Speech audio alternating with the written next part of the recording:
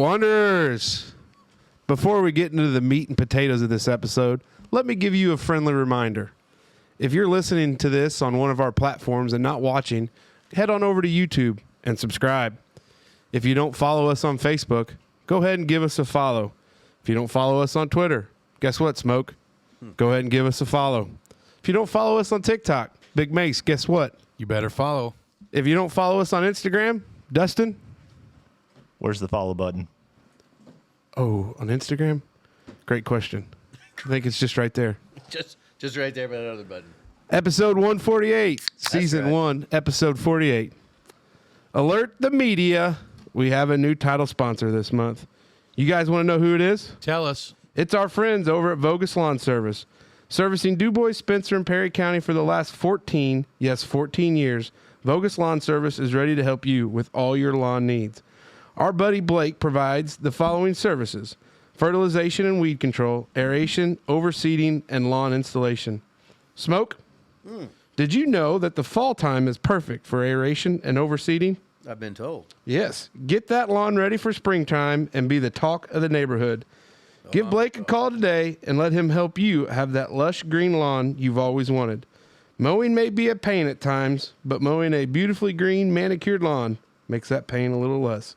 You can check out Voges Lawn Service on Facebook or give them a call, 812-393-9363. Be sure to tell Blake the Dutchman sent you. The Wondering Dutchmen podcast. Where none of us are Dutch, but we all live in Holland, Indiana. Join us where we talk about what we all wonder about. This is the Wondering Dutchmen podcast coming to you from Smokers Lounge. The Wondering Dutchmen. Yeah! The Wondering Dutchmen. Yeah! Here we go. Episode 148. 4 more fellas, and we turn a year old. I can't Unreal. believe it. Unbelievable. For reference point, we're recording on the evening of September 22nd. This will be coming out September Friday. 29th. Oh, yeah, that's right. A traditional Friday. A traditional Friday banger. We've got, if you're not watching on YouTube, Who's which you that should. ugly bastard? Well, I was getting ready to introduce it if you just pump the brakes, pal. Sitting at the table with us, if you're not watching on YouTube, you need to, because he's got a handsome face, great profile side shot. Oh, yeah. Gonna go to Hollywood someday. Oh, yeah. It's friend of the program, Dustin Harris. Hey! Oh, listen. Yeah.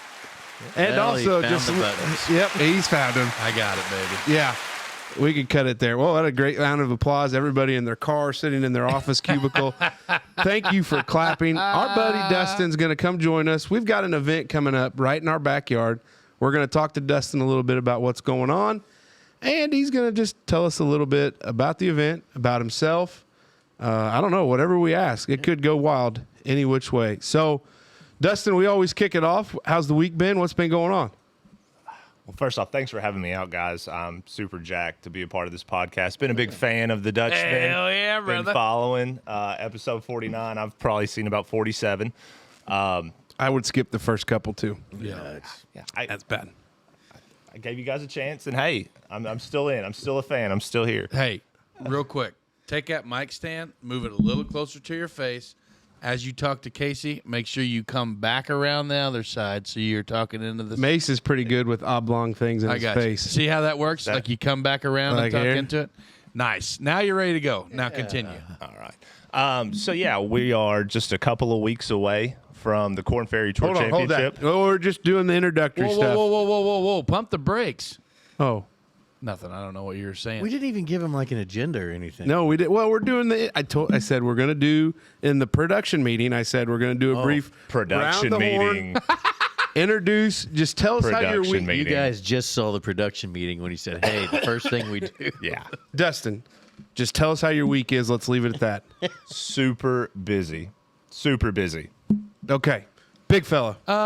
So prepping for the Herbs Fest. If you're listening to this, the Herbs Fest is already over. It was a good success. The parade, hopefully went well. We done a lot of prep for the parade this week as far as closing roads, no parking signs, getting the streets all sweeped up, ready to rip. Painted the curbs. If you can see, I still have remnants of yellow traffic paint all over my hands. Did you paint better than the assholes did on the way out on 60? Okay. Without a doubt. I'm going to tell you what, that finger still looks pretty jacked up from the barbecue contest. The whole tip is numb. Like, I can't feel any of that. I mean, it's hard as a rock. Yeah. Pretty wild. I about cut the tip of my finger off at the old barbecue competition with Opening soap. with my own pocket knife, trying to fix the soap pump. And for clarification, he did not. Oh no, there was no handling of meat by me. Yeah. And if it was, I was gloved. Yeah. But other than that, man, been looking forward to this episode. Get to kick it with old Red again. Big fan of the show. Ran into him at the Glow Golf. You played Glow Golf and was part of that shit. Man, that was a shit show. That was a shit show. That's dangerous. Old Red knows what he's getting to when he comes hanging out with the Dutchman, and I'm just can't wait to see where the conversation takes us. Smoke Daddy. Pretty fair week. Nothing too crazy going on at work. Again, by the time you see this, it's already happened. But currently, we don't know what's going on. But hopefully, the Raiders bring home the W tonight at the homecoming game. I'm sure they will. Our buddy Curdy G on the call. Yeah, Yep, they I'm were sure up he's when doing a I great walked in job. the shop. I think it was a couple minutes left in the second quarter, and they were up 28-0. So. Perfect. Good. Big fan of Kurt G, by the way. Oh, kind yeah. of a legend in Southern Indiana. Well, Yeah, hell yeah. kind for sure. of a legend. He was in the Tri-State hot treasure. seat Friend of the last show. week. Friend of the show. I mean, really, you're kind of. I mean, it'll be interesting to see because I've heard from a lot of people loved what you guys did with 147. So if you let us down now, we're gonna lose your number. Other than No that, pressure. Glad you got it. We figured it out finally how to get you to sit down with us. And man, we haven't done a show on a Friday in a while. I got pretty out of sorts last week on a Wednesday. Yeah. God only knows what Friday can bring. But hey, we got an early morning tomorrow, so we need to lock in. We're golfing. Yeah, we got shit to win tomorrow. I can win. All right, I big fella, suppose. what you got going on? Well, this week it was kind of an interesting thing. Janelle had a conference. I.e., recording on Friday. Yeah, Janelle had a conference up in West Lafayette, veterinary conference, Purdue host. So she left Tuesday, gone Wednesday, came home Thursday. I had a conference in Indy, left Wednesday, got home today. So there was a little bit of juggling kids there, but I had a wild moment, if I may share a short story. Oh, I can't wait. So day one of the conference, I'm walking out. Lady's like, hey, do you want to take these cookies? Obviously, she probably guessed by my portly size, I didn't mind slamming some cookies home. Portly. There it is again. So love it. I have a box of like 25 cookies, and I'm like, I don't need these cookies. And I was like, I asked myself this question on the elevator. I was like, if I run into a homeless guy, I'm just going to give them to him. Like, I'm just going to say, hey, pal, enjoy. Like, whatever you want to do. So as luck would have it, I get off, walk out. Right there was a guy. And I was like, hey, bud. Taking a nap? No, he was writing. Just kicking it. He was journaling. Oh, okay. And I said, hey, bud. I startled him. And I was like, whoa, wait, no. I was like, whoa, hey, no, like, hey, you're good. I was like, hey, and I started opening the box. I go, I got some cookies. You want some?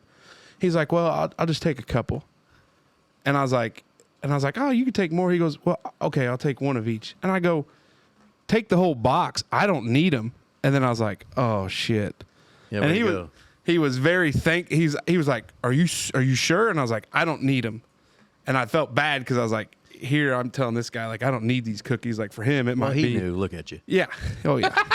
He didn't say that. This sumbitch ain't missing no meal. Yeah, he was nice enough. But you know, a moment of faith and humanity. Red, we're gonna cut on It's each other okay. hard. You can laugh. It's Yeah. fine. But a moment of faith and humanity. He said, hey, I don't need all these, but I said, I'll pass them out to some of the guys. And I said, hey, appreciate it. What a solid guy. I said, hey, appreciate it. You can go back to your writing and well, at scribbling. least he didn't go to take those box of cookies and sell them for an 8-ball for some other dude down the street. He could have. He Could've. could have. I mean, yeah, we never know. I didn't follow him around. No, so that's that's what it fine. was. Yeah. So, but yeah, back. Got to play a little golf this afternoon with the fellas. Kind of warming up for tomorrow. Oh yeah. See Can't how it wait. works We're out, gonna but, down- I'm good about tomorrow, guys. I haven't figured out my swing, but I figured out enough of what's wrong with it, yeah. how to correct it the wrong way All by just you need to worry about really is cranking the club. Here- in. all we need to worry- all We we used need quite to- a few of my shots in my last scramble at What's that fancy one in Jasper? Sultan's Run. The only That thing one. we need to worry about is when Smoke Dog comes up to the tee box with an iron in hand. We send him back to get a. The ball is usually teed about 4 or 5 inches high Tee it high and let it fly. with an iron. It's the most unorthodox thing you'll ever seen, Red. It is nuts. And the other good news, Red, we got Ted O'Brien riding with me tomorrow in the car. Ringer. So Now, what Are we makes charged up on the gimbal? we will be. Okay. now what makes you think he's riding in your cart? Just I thought that's how it would work. Well, I mean, like weight distribution wise. I was going to say feel like- because really, He's gonna have to snuggle up close. Well, no, I thought maybe since I'm the heaviest Dutchman that he would ride with me, and then you guys could. That's the dumbest logic ever. that's the logic I was Ted and I have to talk strategy. We have to They're be gonna- planning our next shot. Why do you think you're going to be the B player tomorrow? I'm definitely going to be the B player tomorrow. Yeah, if you think you're B, you might as well get back in line. Oh boy, these guys. We're gonna. I love the confidence. Confidence is key. How about that hour one ad Speaking read? of confidence, I'll tell you somebody that I'm confident in. Yes. It's our friends at Sitewise Land Management.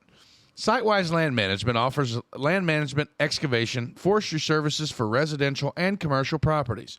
A few of the recent projects, including thinning of woods for timber production and wildlife habitat, readying some property for hunting season, brush cutting, fence and property line maintenance, and using a forestry mulcher to open up some wooded areas, freeing it from invasive autumn olive and honeysuckle. Sitewise Land Management also dips their toes into fall and spring landscaping with landscaping installation, mulch services, and fall cleanup. Give Corey and the boys a call at area code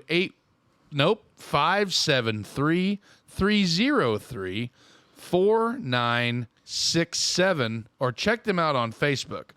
Get all your fall projects started today and start planning for those spring ones. When you guys get a hold of old Sitewise, tell them the Dutchman sent you. I told him he's got to get an 812 number. I know, And that's went in wild. one ear and Tough out the spot. other. That's a tough Columbia, spot. Missouri. So good for 3 weeks with that one. Yeah. Yeah. And I butchered it up. You with didn't the read old very area well code. on that one. All right, so we've got Mr. Dustin Harris, There he is. tournament director. Yep. Assistant tournament director. Assistant. Who do I need to talk to get that bumped up? Well, I'm the only local presence in Southern Indiana. So you're the Indiana tournament director. So you're the God's country tournament. Kind of You're like the liaison. more like the assistant to the assistant regional manager. Oh, okay. The CFFFFFFFFO. Yeah. Oh. Yeah. Oh, okay. Yeah. Well, so we You know, I was a CFO at a job I had when I first moved down here. Is that right? really. Where? I'm not going to say where. It was Rural the first King? job I had here. McDonald's. I had my own office, CFO, chief off, somebody called me. There we go. We haven't even got the timer rolling, and we've already got a beeper. Yeah. I love it. I love it. I love it. All right, so Dustin, so you mentioned tournament. What tournament are we talking about? We're talking about the biggest tournament in Indiana that we have currently this year. It's the Ferry Tour Championship. Nice. So the well, actually, should we have started in on Yeah. Dustin first? We Yeah. kind of jumped the gun. Yeah, Yeah. let's talk about the man I have before a we list talk here. about the myth. I have a you list have a here. list. Yeah. Okay, bud, go ahead. All and right, read. Dustin. Welcome to Smoker's Lounge. Glad to be here. Number one, what we're doing tonight was we're going to do a split show. Split show works as this. Used to, we would have a show called In Depth with the Dutchman. In Depth with the Dutchman, basically, we bring an outsider in, we grill him with questions. You tell us a little bit about this and that, and then Then the ask us some questions. and then you ask us some questions, and then the show's over. And we did it for a while and everything like that, but now we're Oh, trying. we're not done doing it. No, we're not done. We're doing trying it. to give our listeners the best of both worlds. We're trying to integrate in depth with our traditional TWD shows. So with that being said, what's your name? Where are you from? And what's your social security number? Well, Ready, go. So tell us who you are. We already know your name's Dustin Harris, but where are you from and how'd you get started and what you're doing? What's your story? My story, it's a wild one. Originally born in Marion, Kentucky, went to Murray State, and somehow found my way to Evansville, Indiana. Okay. Evansville, all hail to thee. True and loyal we will be. I'm not Sorry, gonna drink to that. UE fight song. Sorry. While I was in Evansville, I worked at a company called C.H. Robinson. Yeah. So that's how I got to know all the great people of Huntingburg Country Club. Yeah. All of Yeah. your members, worked with me, and that's kind of how my ties to the area began. I was always a golfer and changed jobs to work for the Ferry Tour Championship. And now that the tournament is moving to French Lick Resort, the Pete Dye course in 2024, I've gone on ahead and prematurely moved to Jasper. So I'm now a resident of Du Bois County. Transplant. Yeah. Attaboy. I'm a transplant, yeah. Same page there. So you work for the Ferry Tour Championship. Incorrect. You work for A promotions team a promotions team that handles golf tournaments. that handles golf tournaments. And we just so happen to have two with the PGA Tour's Ferry Tour, their developmental league. I see. So the two tournaments, I'm on a team, and the two tournaments we handle are the Visit Knoxville Open and the Ferry Tour Championship. Okay. So with that being said, where was your previous events being held? Right now, we've got our last year for the Ferry Tour Championship presented by United Leasing and Finance.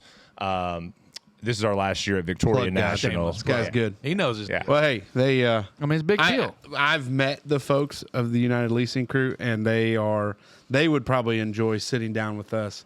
I don't know. Debatable. Yeah. You and that soundboard's going to end fast. No way, dude. I'm all in. I believe it. So with that being said, I've got a list of quick questions. I'll just kind of run through my list, and then we'll just kind of flow if anybody wants to build off of them, because I'm going to kind of take the lead on this show. Hit me There you with go. it. Why is he taking the lead? It's already happened. We're running with it. Oh, boy. So, beings that you have a career in golf, and you obviously you are a pretty good golfer. I've seen that firsthand. If of all of the things that you have, places you've been, what would you think? Where's your favorite course you've ever played? Ooh, I get that a lot, and it's not going to be Pebble Beach, and it's not going to be Sawgrass, and those are usually the top two. You see the Floridian in Florida. It's a 9-hole track in outside of Chattanooga called Sweetens Cove, and it's more about the. I really environment. thought he was going Huntingburg Country Never Club. heard of her. We Never were heard going to of go her. nuts. He goes, it's a little high on the 9-hole. list. And I was like, High on the list. Yeah. Sweetens Cove is by far my favorite golf course, and Cool. it's the vibe that they put out. It's only a 9-hole track. You play different tee boxes as you make the turn. There's two pins to every green, but nobody's got their shirt tucked in. It's very laid back. It's chill. When I played it, there wasn't even a clubhouse. It was a yard barn. Yeah. But it's phenomenal. Every hole's developed after another famous hole somewhere in the world, and it's just in the foothills of the mountains right outside of Appalachia, and it is amazing. So what took you down that way? Because, I mean, Chattanooga's not close to Knoxville. Just in your travels, you just kind of came Just across in my it? travels, yeah. That's Huh. cool. Okay. As you say, you grew up in where? Western Kentucky, Marion, Kentucky. Okay. What would you consider your home course? Right, like where I grew up. No, yeah, where you're from. Did you play golf in high school? No, actually, I quit and played football. But I grew up playing golf. Baby. Yeah, Smart. golf was a fall sport in Kentucky. Okay. Yeah. And when I was 14 and became a freshman in high It school, was time to play football. I was 6'1", 190 pounds. Amen, brother. And golf Catching passes. Yeah, golf wasn't going to get you girls. No. So I mean, Now, Depending. little do you know now. yeah, Yeah. so, okay, then let's fast forward. When did you start playing golf? Like, when did you find out that you were going to be pretty good at it? so I started playing golf at 6 years old and Okay. was put into like junior tournaments. Played Western Kentucky and West Tennessee. So then what would you consider your home course when you were 6 years old? Where did you play? Marion Country Club, Marion Country. which was a blue collar 9-hole course. At the time, There we go. my hometown was dry. Oh, boy. Yeah, Didn't get any rain? Tough spot. but you could go in the pro shop and you could pay 50 cents for a token, and there was a Coke machine in the back of the 19th hole That was loaded up. that was loaded. I'll be damned. And so that was kind of like the blue collar spot, but Yeah. it was very, very similar to what you have here at the H track. Only it was dry at the time. Huntingburg Country Club It's- is not dry. Well, no, but the course is pretty dry now. If you talk to old Teddy Hoops, Well, the whole county is. yeah, the county, it hasn't I rained in think a we may month. be on a burn ban. It's not. We're not far from it if we're not, because the Surprised lake. I didn't super path that last weekend. Yeah. Buddy, we could talk about that. Cut another fire time. lanes in the old yard Yeah, down there back by here. the meth cattle. Who would you describe Did you have a lot of free time today to come up with? I don't understand. taking a this. dump before I got in the shower before I came over? Gotcha. Okay. I mean, I had it on my phone and shoot. I got from you. the hip. Hey, you're doing great. Yeah. I just didn't know where the prep came from. Most memorable person you've ever played golf with? Oh, thanks, buddy. No. God, you're gonna fit right in. No. Hands down, Boo Weekly. Oh. Hands down. Just and would still to this day, if you ask me who do I want to play golf with, it's my dad and Boo Weekly. They're just one of a kind, the best individuals. You're not going to stop laughing for 18 holes. You're not going to stop. And they are the nicest. You know, Boo Weekly's the nicest guy I've ever met. That's crazy, man. I thought for sure that the Dutchman would have been on. He hasn't golfed with us. No, Not yet. No, not yet. Not So yet. it can't be we- memorable. We didn't play together. No, we were in a separate group. Yeah. I'm surprised those two would What are even you doing Sunday? talk Oh, to you already me. told us what you're doing Sunday. Yeah. Not gonna happen. Getting All ready right, to this run a is the golf last tournament. question off my list, and then you guys can take over. Aren't you from going to there. have like some others just from everything else, or like you're done talking after this? Oh yeah, I'm gonna do what Smoker did last week. Stop talking, get hammered, and then hour two just be a Start pounding. spitfire. Start pounding vodka. Bucket list course you've ever played, or bucket list course that you haven't played but you want to play. Augusta National, Yeah, dog. hands down. I got to visit it for the first time this past spring, and it was It's crazy, isn't it? breathtaking. Yeah. It's not like a world I've ever been to. Yeah, it's So, crazy. Did I've- you eat a pimento cheese sandwich? Absolutely. I did. Yeah, baby. So did I heard a rumor that as a media entity, we could put in to try to get media passes for. Oh, down you there. could put in. I doubt you that you get it. get them. Okay. What's the but- vetting process for that? Like, how does that work? No idea. Huh. So Where's this at? Where do we want to go? Augusta National. David Allen Smoker, everybody. All the golfers that listen to this are just like, does he not know Augusta? Where's that at? Augusta, Georgia. Georgia, bro. It's where the Masters is. Just south of Atlanta. So, are you familiar with Lakeview Golf Course in Lagodi, Indiana, West Boggs Park? I've driven past it 100 and I keep- times? Yes, and Okay. I keep telling myself one day I'm All going to right. go check it So out. my wife, her great uncle, is in the ownership of that course, and he does a lot of work. And anyway, he's been to the Masters like 50 times, probably not 50, but a lot. And he was saying that, hey, if you ever get the opportunity to go, Hands down, you take should it. you should give it a whirl and go. But isn't it? Now this is just me being an ignorant, non-big time golfer. But do you? Is it like a lottery draw to get Yes. tickets there? Like you can't just buy tickets and go, can you? So many different ways you can get them. So how I was actually able to acquire tickets was one of my volunteers in Knoxville volunteers at the Masters, and he gets 4 guest passes, and he actually invited me. Now I still had to pay like $100 to transfer the name, Right. But through Sonny Bailey, my volunteer in Knoxville, I was able to get on at Augusta and watch a practice round, which was, like I said, the greatest. A practice round, Yeah, not yeah. even tournament play. I would tell you to go to a practice round. It's a little more lax. It's a little more chill. You know, Really? people can actually have cameras there, not cell phones, but you can have cameras at the practice round. They not still their- sell those? Yeah, no Yeah. shit. We've talked about buying cameras. Yeah, I know. Well, I know, Just but don't like see you just- regular people Yeah. having So cameras. cell phones, that's a big no-no. It's a big no-no. Can't take a cell phone on the course. Now, and if you're caught, I'm pretty sure that you'll never be allowed back ever. Banned. Wow. But that's why the Masters is the greatest sporting event of our time right now. Because if you see photos from like the sports and the websites and everything, ESPN, and if you're watching it and you're watching the final hole at Augusta, tell me how many cell phones you see. None. 0. None. Everybody is paying attention, and that's why the Masters right now at this time is the greatest sporting event of our generation. That's Yeah. insane. I what mean- was the picture of the remember the Michelob Ultra guy?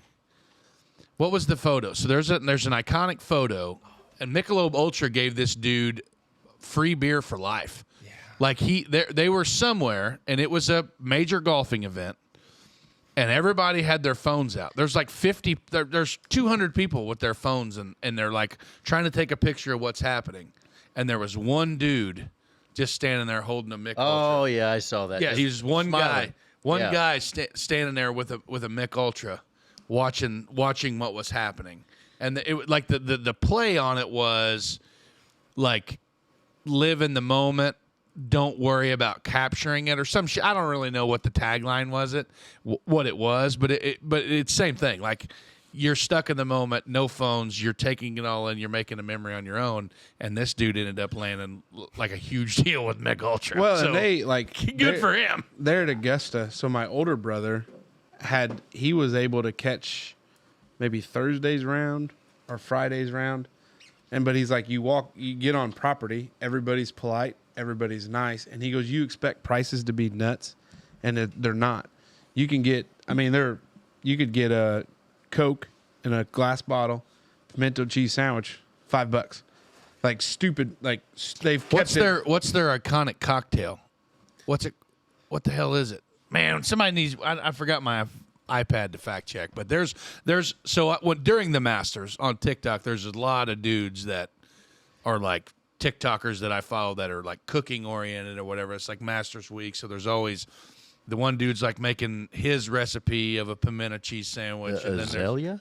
huh? The azalea. There you go. That's a cocktail. azalea. That's a cocktail from there, but I don't know what it entails. But there's a lot of like Masters-esque things that are like traditions that have been forever. But one thing I thought was cool is they don't want to sell the rights to like Miller Lite or Blue Moon. So if you bought a Crow's Nest, which was a beer, it was a Blue Moon.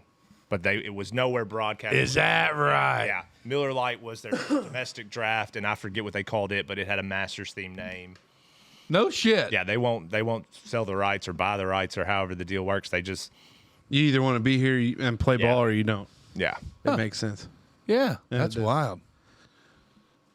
That's pretty good. Huh. Do you got any more questions there? Question Master? No, that's it. I just okay. had a question master. What game was that from? Circle of Death. Kings College. or Kings? Yeah, same thing. We called it Kings or asshole. I don't remember what the hell game it was. There's a drink. We played asshole. So Yeah. going back to Kentucky, blue collar community, mine and Mr. Peabody's coal, right? Yep. And that's, I think your dad, I think we talked one time, your dad was in the mining business. Mm-hmm. And then, I was too for 15 years. Well, 14 and some change. I worked for Peabody as well. and then, you get Murray State. What was Murray State like? Murray State was fantastic because it's what you made of it. If you needed to study, there was an opportunity for you to break away and get your stuff Just done. like home. Yeah. But if you wanted to go party, if you wanted Sounds to get like out into BU. it, Everybody know that, boy. Way you make it. it lacked peer pressure that some of the bigger schools probably would have brought Not along. like Vincennes. What are you doing, Dewey? You don't want none of this shit. So what'd you study at Murray State? Oh, this is great. Criminal justice. Yeah! You and Dave are going to be best buddies. Oh, yeah. It is just like VU. Yeah, no, that's huge down there. Yeah. And conservation law. Man, I had a buddy that was really good buddy studying to be a criminal justice, and man, he'd see a copy drawn. I was like, "What?" I said, "What the hell are you gonna do when you get a uniform someday?" I said, "You're gonna be in the mirror." Oh, I had no plan. It was just I was talking to my friends that were athletes, and I was like, man, I wonder what the easiest major and minor is to get. And he was like, it's criminal justice major, sociology minor. And I was like, my guy. So I jumped in with them, and it was just like me and half the football team. My God. I'm surprised you didn't walk on at Murray State. Hey, we need a good academic guy. Yeah. Oh, well. We'll get you a set of pads and a number. You want to come on out? I know this That redhead. I was not. I know this redheaded boy is pretty tall. Hey, he looks like he'd be a good wide receiver. One of them fast white guys. That's right. Everybody's got him. Bill Belichick loves him. So Murray State, and then you get to Evansville. So did C.H. Robinson bring you to Evansville, or just kind of get into the big city? Just getting to the big city, just looking for opportunities. Opportunities. This guy's always looking for opportunity. I love it. Yeah, it's love great. it. That's how you So get you along. worked with Nathan Pinkstaff, Phil. You worked with Phil Beanie Work with Beandog, and Benji, Benji, and then JP. yeah, So you were there before JP went north. Yes. Okay. Yeah. Before you left for Ohio, I was there with Whitsitt, Harrison Prue. That's a long time ago. It's been a while. Yeah. Well, because how long have you been with Tour Visions? 4.5 years. Okay. Yeah. Oh yeah. 4.5 years I've been in the golf thing. So That's awesome. So the worked for C.H. Robinson for a hot minute.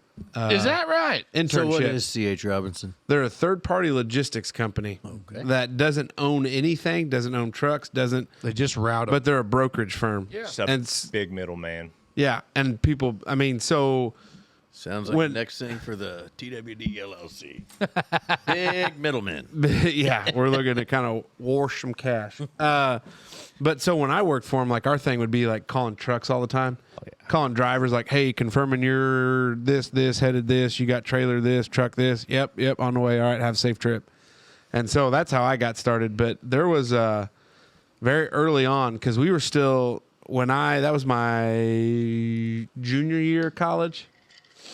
And so when I worked there, it was still on the east side, just north of Morgan Avenue, in a little like strip mall building. Yeah. And like my first week, those guys were like, "Hey, you're 21." I was like, "Yeah."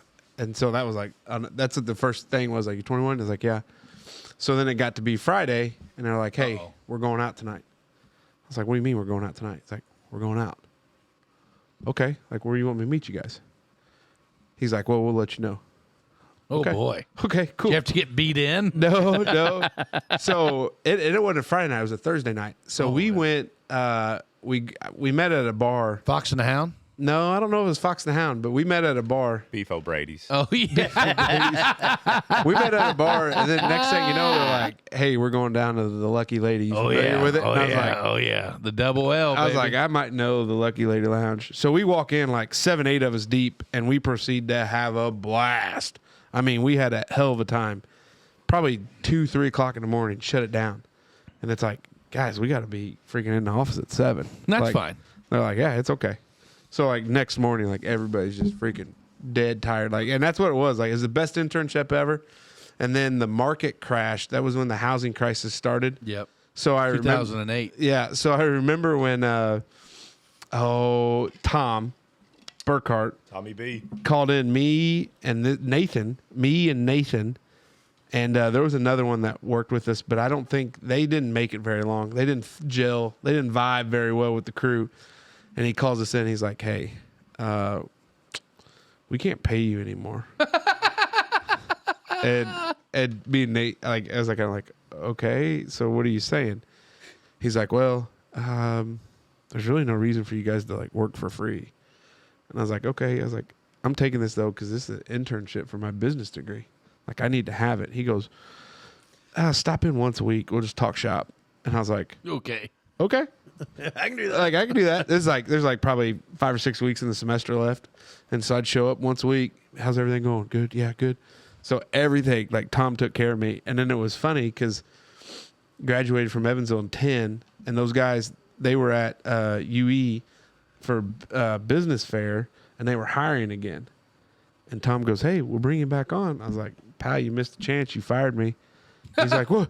You can't be. I was like, "No, asshole. I'm going to law school." He's like, "Oh, well, I mean, I could make you an offer." And I was like, "Well, make it." He kind of looked at me, and he's like, I think it was maybe 45 starting out plus commission. And I go, "I'm out. I'm going to law school, but good to see you guys." But it was, I mean, I had a blast. Like those guys, Blake English, Jarbo, and those guys that were down there. The guys that were on the flatbed side. I want to say JT, but that's not right. No, that's right. DJ. No, it was JT. It was JT. John Thorne. Yeah. The legend. Those guys, I mean, we freaking partied. Like, and it was a lot of Routing times. trucks, baby. It was Thursday night, Routing and then freight. you were like, "We got to be back together at 7 a.m." And they're like, "Yeah, it'll be okay." And then it's just like everybody's standing around getting coffee. Like Tom walking in, "Did you guys go out again last night?" Everybody's like, Pinky's puking in his trash can. Like, just having a hell of a time. It was a blast. Those guys were great. On set Evansville office. Yeah, Right? It was a blast. I But thought about dipping my toes into the logistics world there for a little bit, but then I kind of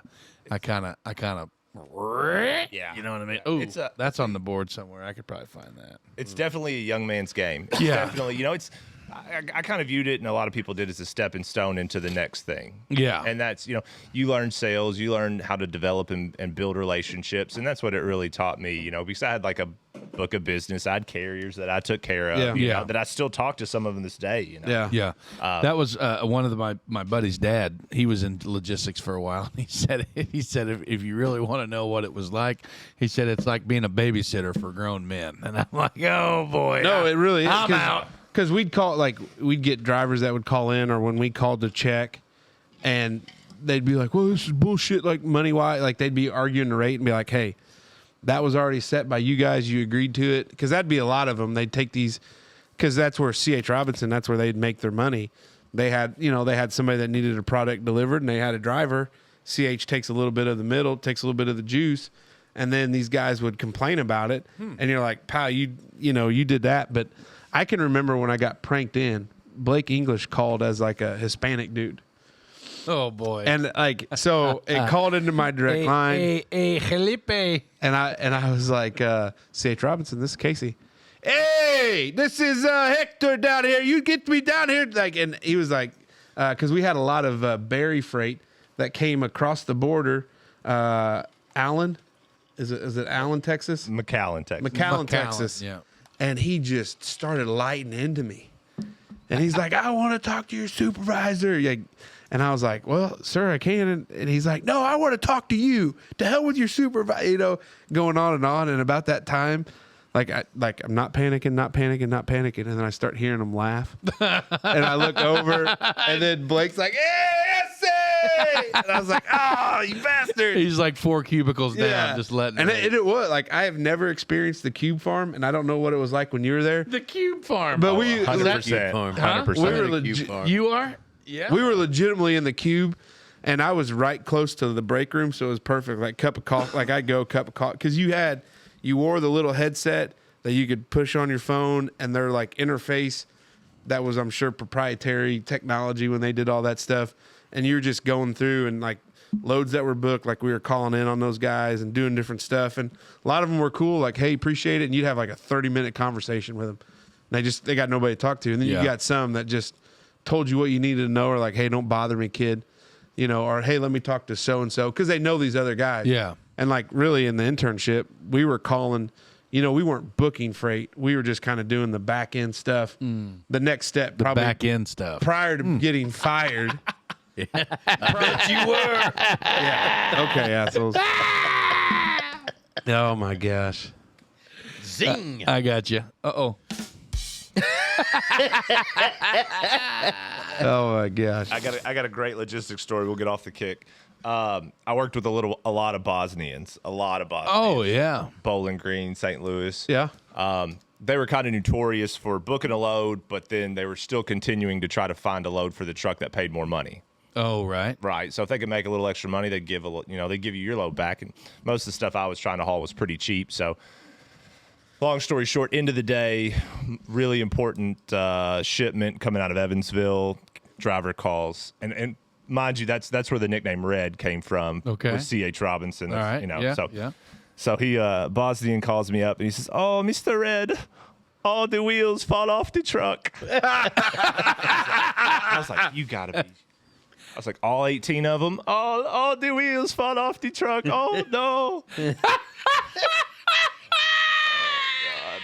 And I was pretty new to like the logistics game, so if this load came back, everybody had to stay after hours 'Cause you had to find somebody to We had to drive. find somebody to do it. So now the whole office is just pissed, and like I'm calling, papers flying at me. It was like boiler room esque, It was a great environment for a young man to cut his teeth. All the wheels fall All off. the wheels fall off the truck. I was like, all 18 of them. Oh no, Mr. Red. They all gone. They all gone. And it was a legit driver that just didn't want your load because No. he had found somebody Got else. somebody else paying him more. Yeah. That's a tough spot. Been there. That's a tough spot. I think like when I look back Oh, my to it, God. I couldn't handle it. Like, it That's- was- there's no way. it was mindless work at times. But when you got to some of those guys, they'd tell you like, I'm cruising down such and such, and they'd get into like, Yeah. at that last truck stop, I stopped back. Old lady propositioned me. She came up. She had no boy. teeth. She had no teeth. You got to at least have teeth before you get in the truck. And I was like, hey, too much information, pal. Yeah. But then those guys, they could listen in at any time, especially if it was one of their loads. Yeah.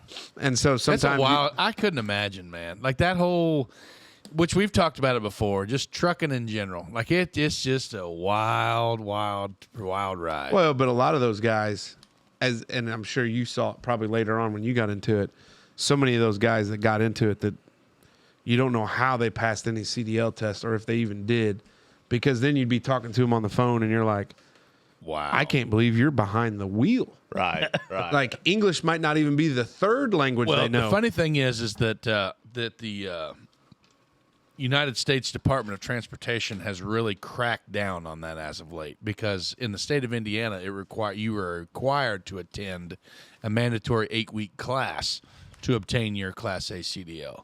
So I would only Do you have hope a Class A? I do, but I have. So Corey Minky, friend of the show, we had a conversation about this evening at the country club. I hold a Class A CDL, but I have a O restriction. The O restriction is non-tractor trailer or non-tractor trailer CMV. So I could run a quad. Now, under my understanding, I could run a quad axle, a triaxle, anything that would qualify like a Class B or a Class C CDL. I just can't drive a semi. yeah. I have a combination. I have air brakes. I have everything I need. I just can't drive a semi. So I you didn't take your test with the because I semi. didn't take my test for the semi. You know, and that's wild because Papa Frank's been driving, or he did. Well, he was He's got grandfathered. yeah, he was grandfathered in. But I can remember when he did, like, because he had all of his hazmat stuff, he had all that stuff, and it was a lot to keep and maintain. There's doubles. There's doubles, triples. There's tankers, public passenger, chauffeur, hazmat. Like there's all kinds of shit. And I work with a few guys that, you know, that carried that shit forever. You know what I mean? Just because, you never know. You Yeah. know what I mean? And that's true. That's why anybody that holds a CDL, Might as well keep it. you might as well keep it, because I mean the only thing that requires you to do is, you know, go for a medical check or do something like that, you know. And with me, as a big proponent of the CDL or the CPAP, Oh yeah. I'm a every 6 month. Red, you got a CPAP? No. Am I the only one in the room that does Yes. it? Yes. Oh boy, that was a safe guess. Yeah, but I'm a yearly medical check, not 6 month. I'm not that bad yet. My blood pressure's still pretty good, but my CPAP requires me to go every year. So I'm gonna reel this back in. Here and we then go. Cast this out one time. I knew you worked at C.H. Robinson. Okay, I didn't know the name, but I knew that you worked with somewhere that a bunch of local folks did. How do you get from C.H. Robinson to, forgive me for not catching the name, but to where you're at now? To the golf business. We'll just call it the golf business. I just run golf tournaments. So I was at Evansville Country Club, and I was playing golf with a gentleman, and he told me, he said, I am on the board for a charity, and we have a golf tournament. We need a sales rep. Would you be interested? So I was thinking it was like Boys and Girls Club, something out at Sure. Cambridge and Evansville on a Tuesday. Like I thought it was something on the side. So I was like, absolutely, you know. And he said, well, send me your resume. So I sent him my resume, and he emails me back, tells me to be downtown at Old National Bank at 3 o'clock on a Thursday. And I was like, all right, yeah, sure. So I walk in there, and as soon as I walk in the room, there's PGA Tour awards on the wall. There's, golf stuff everywhere. And immediately it clicked, and I was just like, oh, I'm not prepared for this. We're just going to give it a go. We're just going to wing this. And it just landed. I found out that whoever the young person was that interviewed before me, they were actually prepared to give the job to, but I split the room. There was 5 people, and I split them 3 and 2, and they went with me. And so, hey, here I am. And that was for a sales rep position. Now I'm assistant director and looking in the next few years to be the tournament director at the Pete Dye course here sometime in the next few years is the plan. So what's all that entail? What do you like? Because it sounds like a pretty sweet gig. Oh, it is. Yeah. Yeah, it really is. Oh, it is. Oh, it is. It is. It really is. I've I experienced asked Red little Casey taste. for shit. I even asked for a job there. Well, you didn't get it. So I know. Moving They're on. not called. So my team handles everything outside the ropes. Okay. The PGA Tour handles everything inside the ropes. So I am actually just running a golf tournament for charity, and it just so happens to be that the golf tournament is a PGA Tour event, and it's the Corn Ferry, Corn Ferry Tour is the developmental series. Let's go there. What is the Corn Ferry Tour? I think he was going there. Tell us about Yeah. that. Yeah. Well, I mean, do we want him to answer Dave's? Dave, does this answer your question? 'Cause Well, you yeah, asked it's a question fine. very we'll good. take the roundabout way here. Oh, okay. We'll go the long way. I finally talked to Get him a one of roadie. these. And then You're he. doing I great. finally talk. You're good. And this guy. You're good. Well, old Missile Lips didn't get the nickname Missile Lips because he was quiet very often. Go ahead, pal. Dead air. Push that on your little punch board. Thank you. You're welcome. So how does it work? You're outside the ropes for the Corn Ferry Tour, and go. Everything outside the ropes, all the hospitality tents, the pro-ams that take place earlier in the week, all the charity events, everything that goes on basically outside the ropes, all the signage, all the sponsors, basically trying to generate enough revenue to cover the cost of the tournament and then write a good check to charity afterwards. Nice. That's what I'm trying to do. Nice. It- So who plays for the Corn Ferry Tour? The Corn Ferry in the Corn Ferry Tour. A lot of people compare it to AAA baseball, but it's a lot more than that. I would say it's not knocking AAA baseball, but the Corn Ferry Tour is like the NFL Combine stretched out over 26 events, right? Oh, because yeah. you're trying to be the top one in your class and you're trying to move on to the next level. So it is a developmental league. It is the last step, really, before you get to the PGA Tour.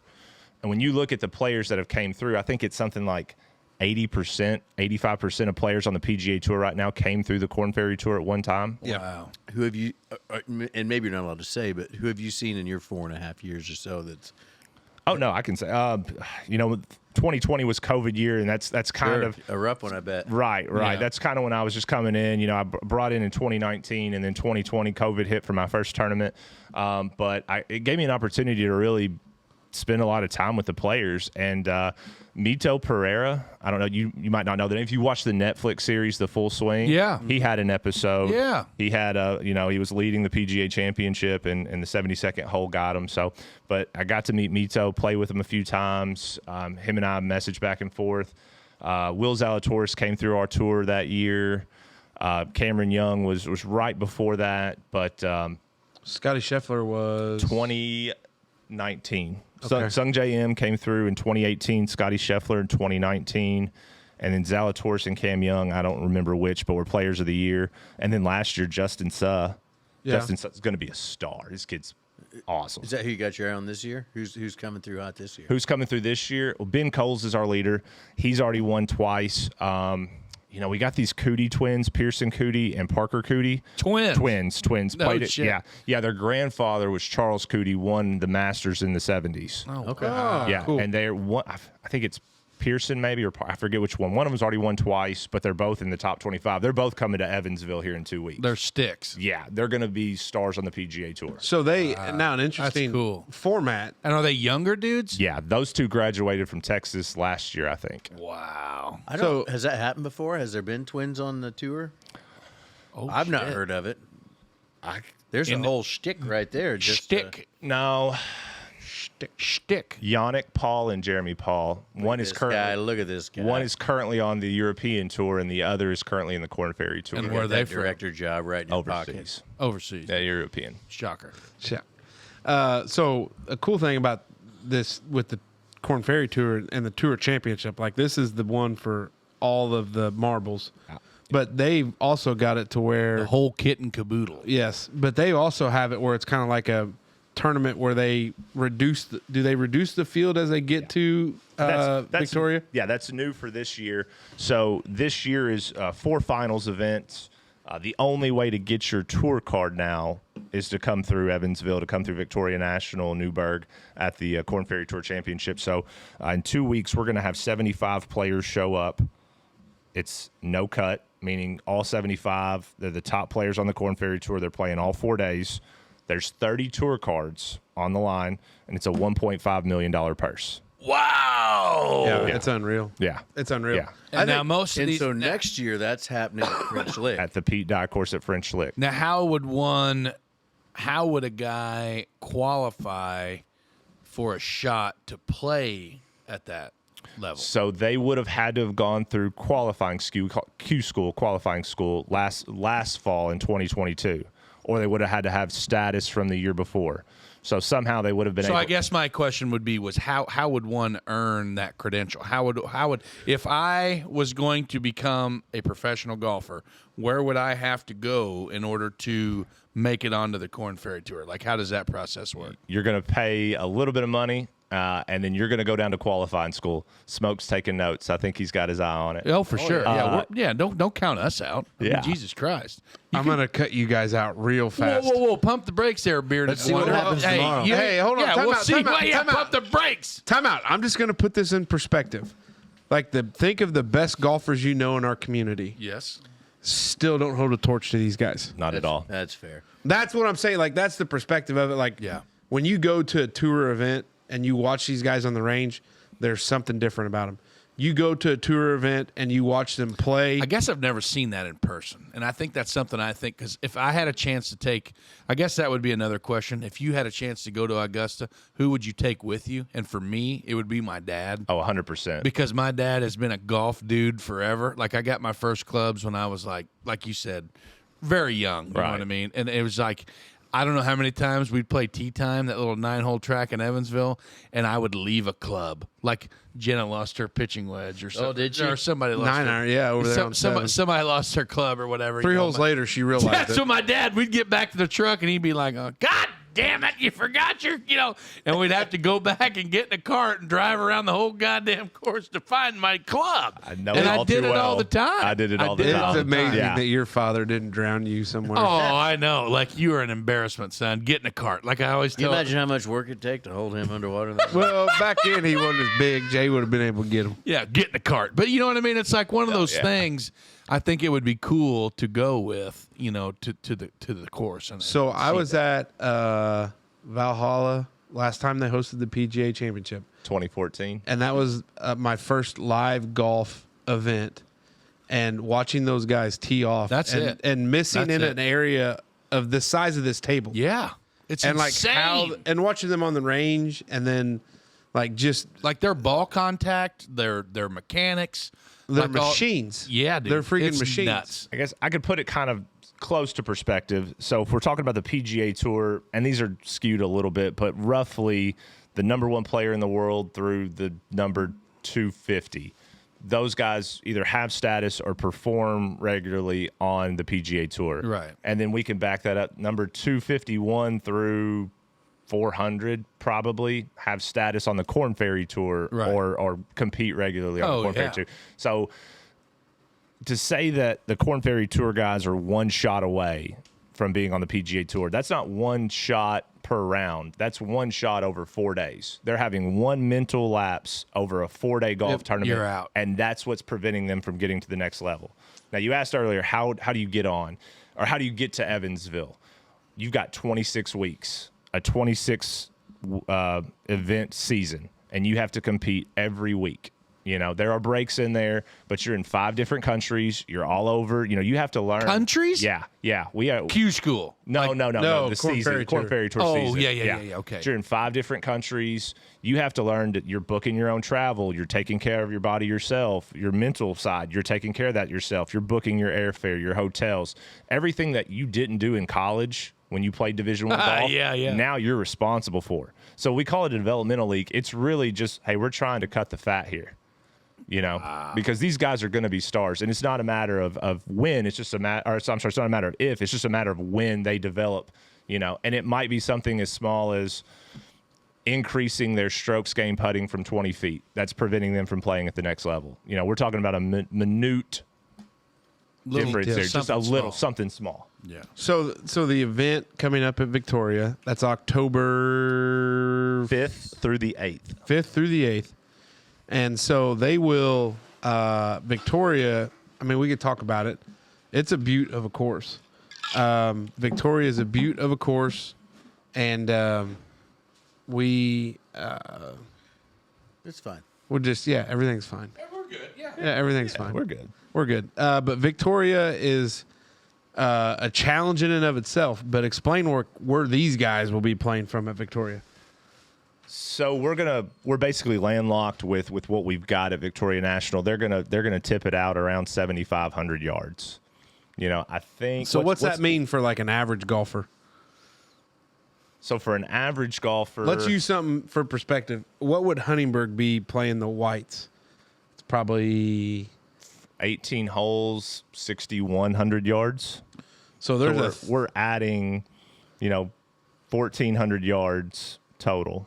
which is divided over 18 holes. Go ahead, Rain Man, do the math. 14 and 8's like Well, it changes up. 75. I don't know. Yeah, 75 to 100 yards per hole coming back. What kind of work does it take to get ready for the tournament coming up here in a couple weeks? Oh my gosh. And Smoke and I were talking about earlier before the show about what it takes to run an event. When you talk about, water, power, sewer, building your hospitality structures, your marketing bills, you have to have volunteer base. I mean, it takes 350 volunteers to run this event. I have to go find them and take care of them. All the permits, parking. I mean, everybody always asks me, Dustin, you run a golf tournament for a living. What do you do the other 49, 50 weeks out of the year? I'm planning this event. Yeah. It takes a lot of time and a lot of money and a lot of sponsors and a lot of support to run the Corn Ferry Tour Championship presented by United Leasing and Finance. That's right. It takes a lot of effort, and I'm only one of 5 on my team. So it does take a full year to run a golf tournament of Your this team, magnitude. How many tournaments a year? Do you just do the one or you got two? We have 2. Two. You got 2. Yeah. Wow. Because Garth handles Knoxville, right? Yeah. Well, Garth is the director of operations. Shout out G Money. You think he'll listen to this? I'm going to tell him to. said, G Money is the hardest working. Like, there's my dad and G Money, and they're the hardest 2 working men I've ever met in my life. Garth's a good dude. I try so hard to keep up with him. Right now, I guarantee you, he is going over signage. He is going through the storage units looking for something that he's lost, his mind, maybe. But he is the glue that gets our golf tournaments together and runs them. He's phenomenal. So just a little backstory. So obviously with the resort getting it in 2024, just go. I will. Okay. It's fine. So in 2024, I got to meet these guys, and I hadn't really told anybody up at the resort that I was doing this. So we sit down at dinner in 1875. Mind you, I'm a big fan. Yeah. Right. We sit down for dinner at 1875, and it was like the serious people, and it got less serious as it got down to us. So it was me and Tyler Jordan and Dustin sitting down there, and he's like, man, I'm a huge fan of the show. And Tyler's like, what show? Oh, yeah, the podcast. And Tyler's like, what podcast? He's like, Wondering Dutchmen. Like, don't you know about it? And I was like, my face was like, and Dustin's like, oh boy. I didn't mean to out him, first off, but what was great was the serious side of the table, like the important side of the table, just stopped and started listening Stop to talking. us. Yeah. Stop talking. Yeah. Like forks hit the plate, and everybody's just like, "What?" I don't know where it's at, but there's a. But it worked out pretty good. But Yeah. yeah, that's where I got to meet Garth. I think that was the first time. But just it's amazing how much work goes into it, because I know, like what you're talking about, to do 2 of them. Because I always wondered that. I was like, man, to only have 2 like that seems like there's a lot of downtime. And then you realize how much goes into it, just from learning about it a little bit more as we've talked.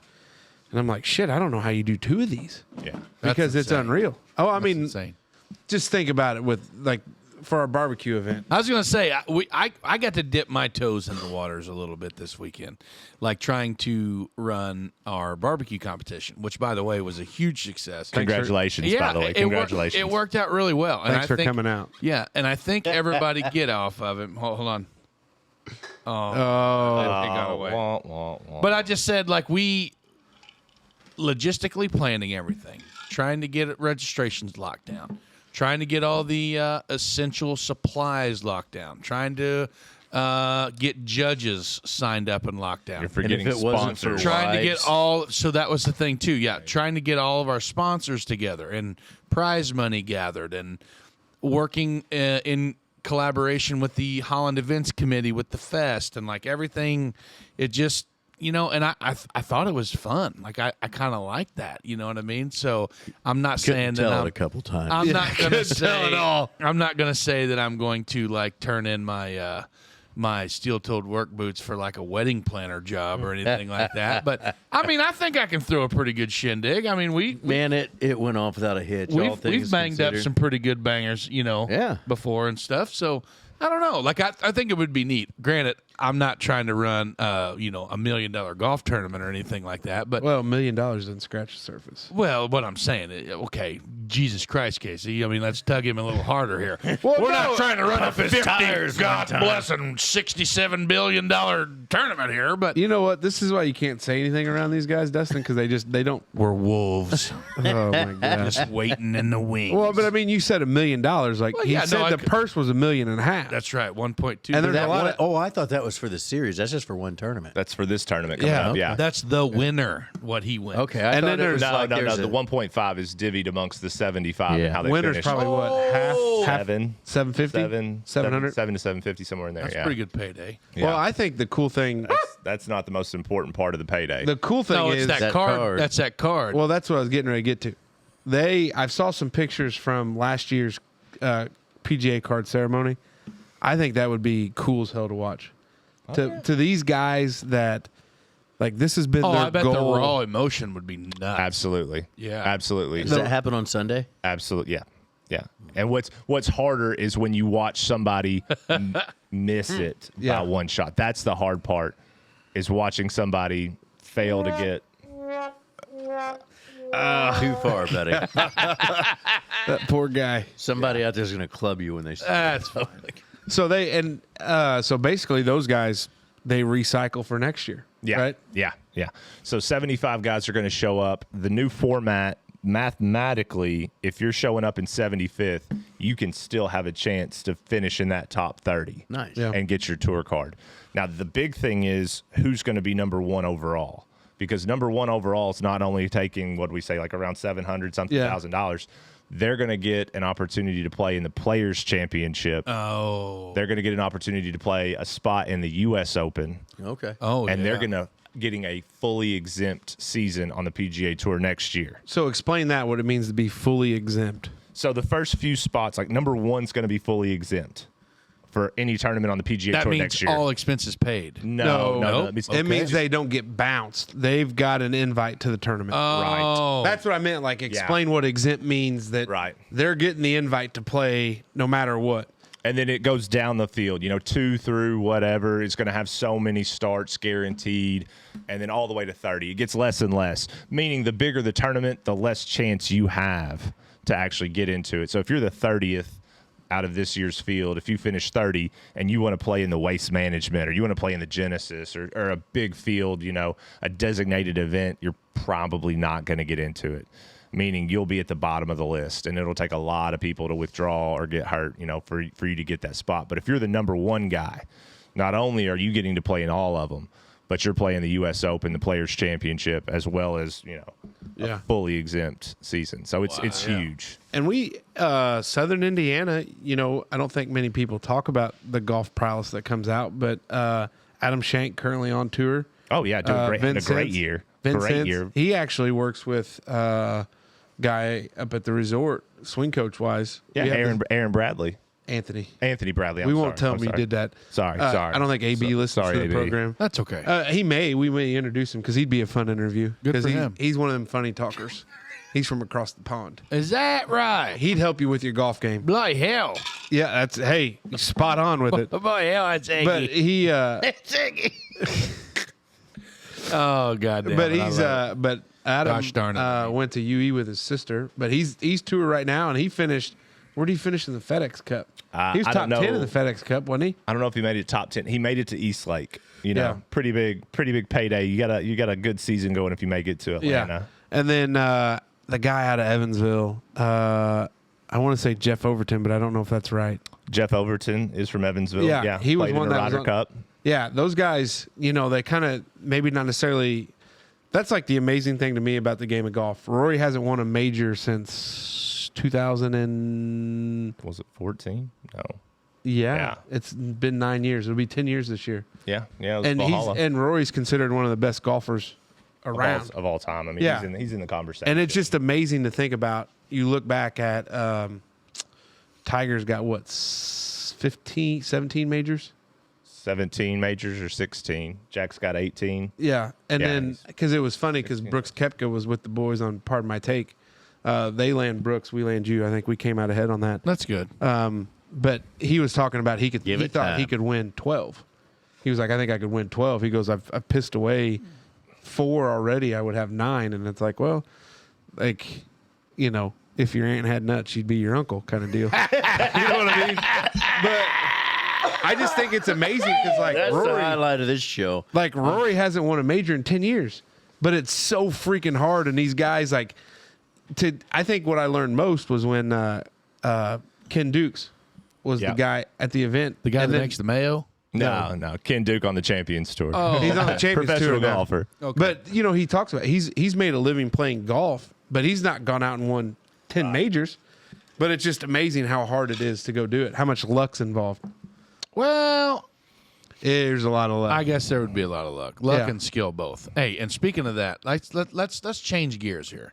Can I ask, what are you changing gears to? Other than golf, Well, hold on before we get out of golf. Okay. Because I think there's got to be some things we got to touch on. all right. So, for our listeners, the Wanderers, let's go through it real quick. First weekend in October, October 5th through the 8th. Victoria National, Yep. Corn Ferry Tour Championship. Yep.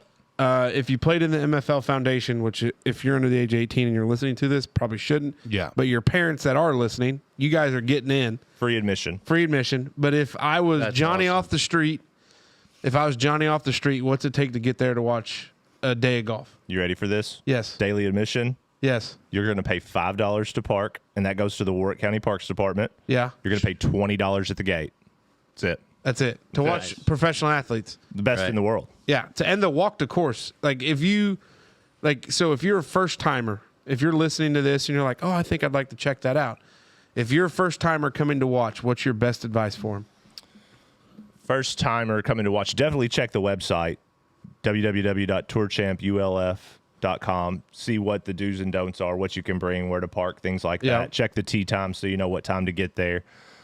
First tee time is probably what, 7 Central? 7:30. 7:30 Central. Yikes. And with only 75 players, we're going to be done at about 3 o'clock. Yeah. So, second piece of advice, come out and have fun. Yeah. Enjoy it. Everything's affordable, you know. Yep. Beer, hot dog. It's all going to be at the concession stand. You want a cocktail. It's only going to cost you a couple dollars. Watch the best golfers in the world. They don't have a glizzy machine down there, do they? We're going to have prime time of Newburgh. Do they have a glizzy machine like that one? Ooh. Not like that one. one. Not like that one. No. No. When you have a glizzy off that later, I you're can't gonna- wait. You're going to want to acquire that, and it's Yeah. not for sale. It's So not for sale. Victoria National, Yeah. $5 a park, $20 at the gate. Where would you? If I've never been there before, where would I want to go? Tell me where to go. Absolutely know the answer to this. Victoria National is known for its last 4 holes. Okay. 14, 15, no, I'm sorry, 5 holes. 14, 15, 16, 17, and 18. It's called the Gauntlet. Wow. I can tell you it's tough. The hardest 5 holes on the Corn Ferry Tour, bar none. Yep. That tournament is won and lost on those 5 holes. Okay. You want to hang out somewhere around there between 14 and 18. Wow. There's a lot of water on those holes. There's a lot of tight fairways. 16's a downhill par 3. It's going to play about 200 yards, and it's got water on 3 sides. Wow. It's A peninsula. no, it really Yeah. legitimately Yeah, is. it is. It legitimately Hey, look. is. a peninsula. No lead is safe going into Sunday into hole 14. No lead is safe. I promise you that. Wow. So that's where the action's going to be for sure. I think the best thing what I learned from Valhalla, I was with Harrison and Nick. We got there first tee time. We got there early. Bubba Watson was teeing off, which is great because I hate him because everybody else was like cool when you'd shout out to him. And I hope I don't get you in trouble for that. But he just like stone faced like nobody.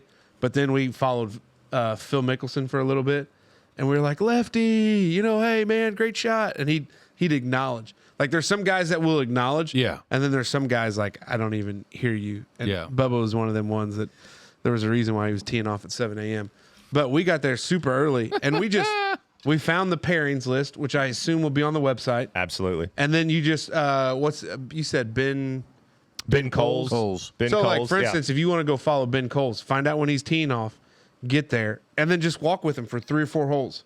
Yeah. And then you can, because with Victoria, you can walk 3 or 4, cut back to find some more that may be finishing, and then collect Ben like you're talking about at 14 or 15. because there's a lot of strategy to it. Some people will get there super early to set up right there, right on the ropes Yeah. of 18, Yeah. which to me is mind-boggling because you're still going to be able to get over there and watch. In Victoria, when you come into 18, you like all you got to do is sit up out there on their porch, and you Yeah. can watch them come into 18. Porch, they probably don't call it a porch. I don't know.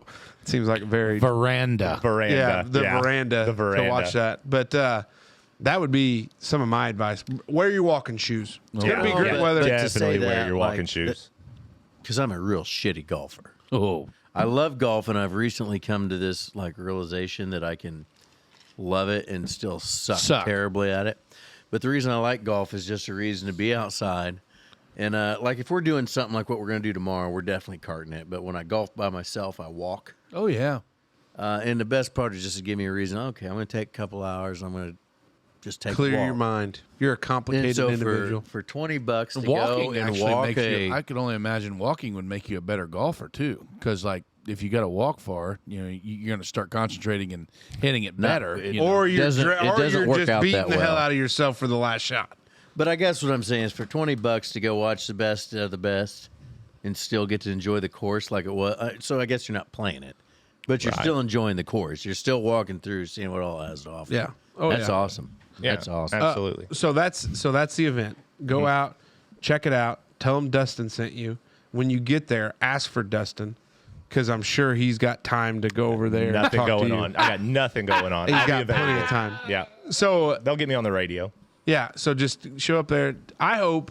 My hope is that the young junior golfers that played in my mom's foundation tournament like come out, and I've had a few that say, "Hey, we're going to be there," so I'm excited for that. Yeah. But I think it's going to be a great event.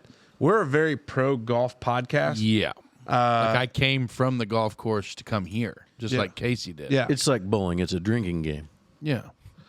To a certain extent. to a certain extent. Yeah. To the But- extent that I do it, it's a drinking Yeah, me too. So anything else that we've got to nail down?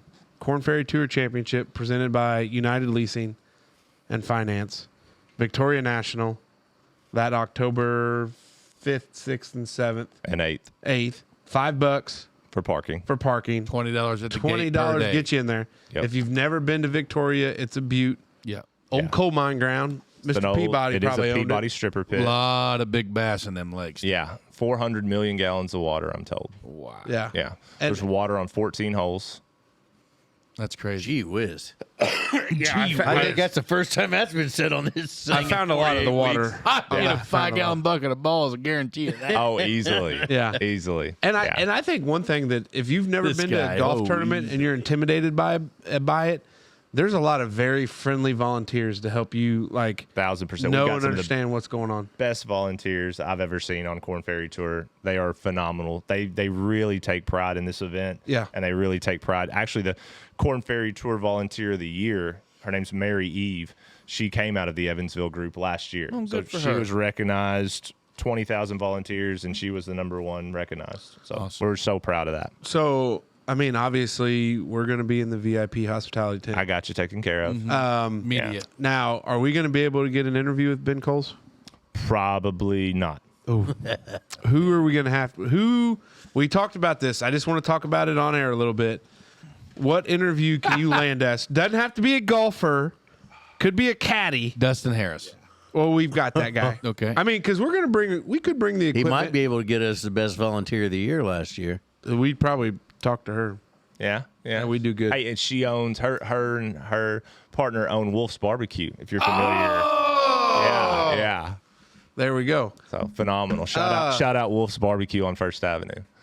Well, that's good. We don't have any barbecue company that sponsors us, so yeah, that's Fine. That's We're no- good. We're that's good with that nothing else. plug. That's for sure. I'm looking forward to it. I'm excited about it. I'm glad this is weird because I'm going to fit in. I'm going to fit right in. You're not in going that whole world. 1,000% you are. You're fine, bub. Yeah, you're just fine. not gonna You're be able fine. to- Just have a good time. Yeah.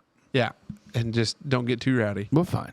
Yeah, Look, as long as the noise is ambient, meaning it doesn't get quiet and then it gets loud, players are fine. Have a great time. Come on out, enjoy it. And this is a developmental league. What do you think is going to happen when they get to the waste management? You think it's going to be quiet then? who was that guy? He's from across the pond. His fiance come out of the porta john and let the door slam. Tyler, who's that guy? He hits a bad shot and he goes nutso. Oh boy. Zach Mason. Tyrrell Hatton. Tyrrell Hatton. Tyrrell Hatton. Yeah. Yeah, because he was on with the Pardon My Take boys, and they asked him about it, and he goes, yeah, I turn around to look and see what the hell's going on. It's my fiance walking out of the Porta John. He goes, I couldn't get mad about it then. You would be surprised at how often that happens. I couldn't imagine. So I feel like the Corn Ferry, we've covered it pretty good. We've talked about it. Is there anything else about the upcoming event that we may have missed that we got to tell our viewers? Well, absolutely. We need to be sure that they know where we're at in 2024. Shoot. There we go. Yeah. It's a fine looking shirt you got there. Yeah. Hey, yeah, you like that? Yeah. I like the hat a little bit better. Did you bring an extra? I got one for you somewhere. That baby. I got one for Well, you hey, somewhere. he asked our shirt size, and I was like 3, 4, and 5XL, maybe with a tall. He goes, Yeah. we don't carry those. Yeah, we're out. Well, piss. Anyway, But we got the hats. Yeah, We got so- the hats. that's good. All right, so let's talk about it. So we're going to French Lick next year. 2024. We'll be there. Nice. Same format. It's going to be fantastic. We cannot What's your wait. take on the course compared to Victoria National? So what's it going to bring that maybe Victoria National didn't? The views. The views are the first thing, absolutely. That's probably the most commonly asked question I get with anyone in relationship to the move of Pete Dye. Which one's more difficult?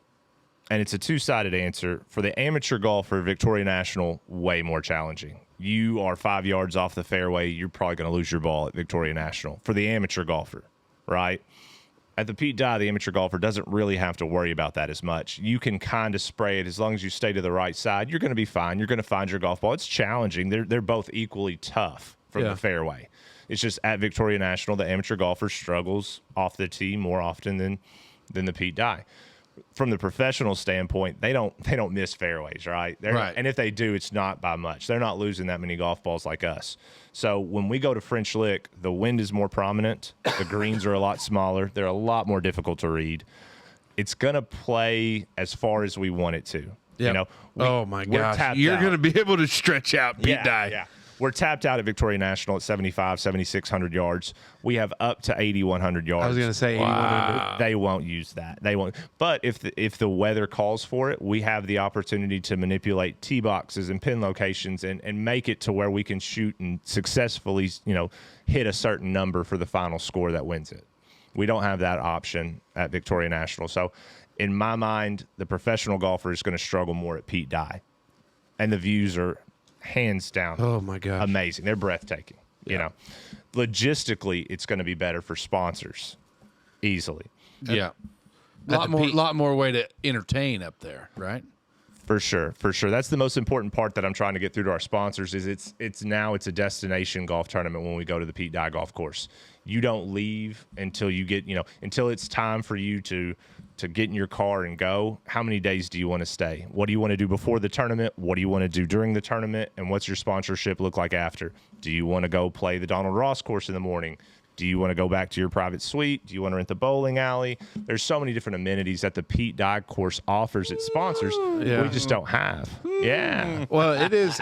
My hope, and I know like with your team and working with our guys up there, that you could turn that into a golf destination event with very little effort because it's not going to take much. And like to your point, like it's going to be, you can do a ton at the resort. And your point is exactly spot on. You park your car on, let's say you're playing in the Tuesday Pro-Am. Right. You park your car on Tuesday, you don't have to do anything of it till Sunday. So it's time to go. And it's going to be great. And you mentioned the Donald Ross. The Donald Ross is not, it's not a knockoff course in and of itself. Not like at the all. Donald Ross could be a very, ask some of those ladies on the Epson tour that played it 2 years ago when Russ and the boys stretched it out a little bit and played it. There was a lot of women not happy about, because it's tough. Well, and especially when they play that tournament, middle of the summer. I've always contended, if you're at the Pete Dye, I was telling somebody about this today. They're getting ready to play the Donald Ross the first time. I said, if you're up there on a hot day, if you don't start drinking water and taking care of yourself by the time you tee off, you turn around and you get to 9 or 10, probably to 10 or 11, and it starts getting hot and beating down on you, you're done. because the weather elements will beat you just as bad as what the course does. No shade. There's No no shade. shade. It No. gets hot. And Like you have to walk soccer in those. Huntingburg You have to Youth walk those courses, Those guys will for the Corn Ferry. They walk. right? But like you don't walk. Oh no. We got a cart. we cart that bad boy. We cart that bad boy for sure. Well, So, hey boys, this has been an awesome first hour. is there anything else you got to say? No, I think we covered it. This is awesome. This is great. I love every bit. We still got a whole hour regular. I know it, and I love Wondering every Dutchmen minute. I content. love every minute of. Are This. you prepared for hour 2? Yeah, I'm ready. Do you have a Yeah, topic? he's staying around. I have no idea what hour 2 consists of. That's all right. We'll cover that. We'll cover that We in got the a break. glizzy break. We got a glizzy break coming up here. We're gonna go out, Stretch Gotta our give the legs. listeners a water little bit of the our, rocks out there, Yeah. refill our cups, and we'll be right back. Hey, we'll be right back. Hey, Wanderers, it's Smoker. Hey, it's Life Insurance Awareness Month, and it's a perfect time to learn about how life insurance can protect your family's financial future. Life insurance is a way to provide financial security for your loved ones if you die. It can help pay for your funeral expenses, outstanding debts, and other financial obligations. It can also help your family maintain their lifestyle, such as paying for their mortgage, car payments, or college tuition. If you're not sure if you need life insurance, well, ask yourself these questions. Do I have any dependents? What would happen to my family's financial situation if I died? Could I afford to pay for my funeral expenses and other debts out of pocket? Would my family be able to maintain their lifestyle without my income? If you answered yes to any of these questions, then you should consider getting life insurance. There are many different types of life insurance policies available, so it's important to find someone to help you pick the policy that suits you best. With that being said, here are a few words from someone who is happy to help you figure it all out. Hello, Wanderers. It's Chad Blessinger down in Holland, Indiana. You can come see me at Blessinger Insurance. We're going to talk about some life insurance. September is Life Insurance Awareness Month, and it'd be a good opportunity to come see me. That way we can talk about some things and see what your needs are. So you can call me at 812-536-3548, or you can just come see me right in downtown Holland, Indiana, right beside the fire station. Hey, and we're back, Hey, baby. what a great hour 1. Talking to our buddy Dustin Harris. He's decided he's going to stick around for hour 2. That's right. He's buckled up. And that's where we know where smoke really, for Can smoke, shine. that's where the rubber really meets the road. Grabbing gears. Yes, something Yes, like sir. that. Burning the midnight Or grasping oil. for straws. Well, whichever. It'll be what it'll be. So while off air, we laid down, hey, Dustin, this is how it works. So he's got his topic. He's all in. He's on board. But before we jump to hour 2, we got to just talk about our sponsor for hour 2. That's right. Who is it? Fellas, it's football season. Oh yeah. With football season, it's time to eat wings and delicious other foods that go hand in hand with football. Hour 2 is brought to you by our friends at Catering by Meyer. Those fellas know what food pairs exceptionally well with football. Whether you're hosting at home or at the field or on the road tailgating, well, give them a call today to supply all your catering needs. Trust us, we're big fans of glizzies, but damn, we're even bigger fans of hot wings. Catering by Meyer can make your football tailgate one for the ages. Their wings will leave you speechless with a dirty face and hands. Leave the cooking to the fellows at Catering by Meyer. Call them today for your next tailgate, and you tell them the Dutchman sent you. That's right. Big shout out to our buddies Bubba and Jared Feltner. Big fans of the show, and we love them. Nice. Oh, my I gosh. love it, guys. This is crazy. We've had that the whole time, the whole last time we've Well, been doing I've this. never ran the board until now, and now I'm great. Hey, you're doing a great job. I buddy. know Yeah. it. Hey, and guess what? Operator. It's time to jump right into the OG TWD format. TWD? The Tubby, TWD. that's me. Well, but TWD. hey, before we do, go ahead. just a reminder. Oh, October 5th, 6th, 7th, and 8th. Uh-huh. Head down Victoria National Yeah. Country Club. Yeah.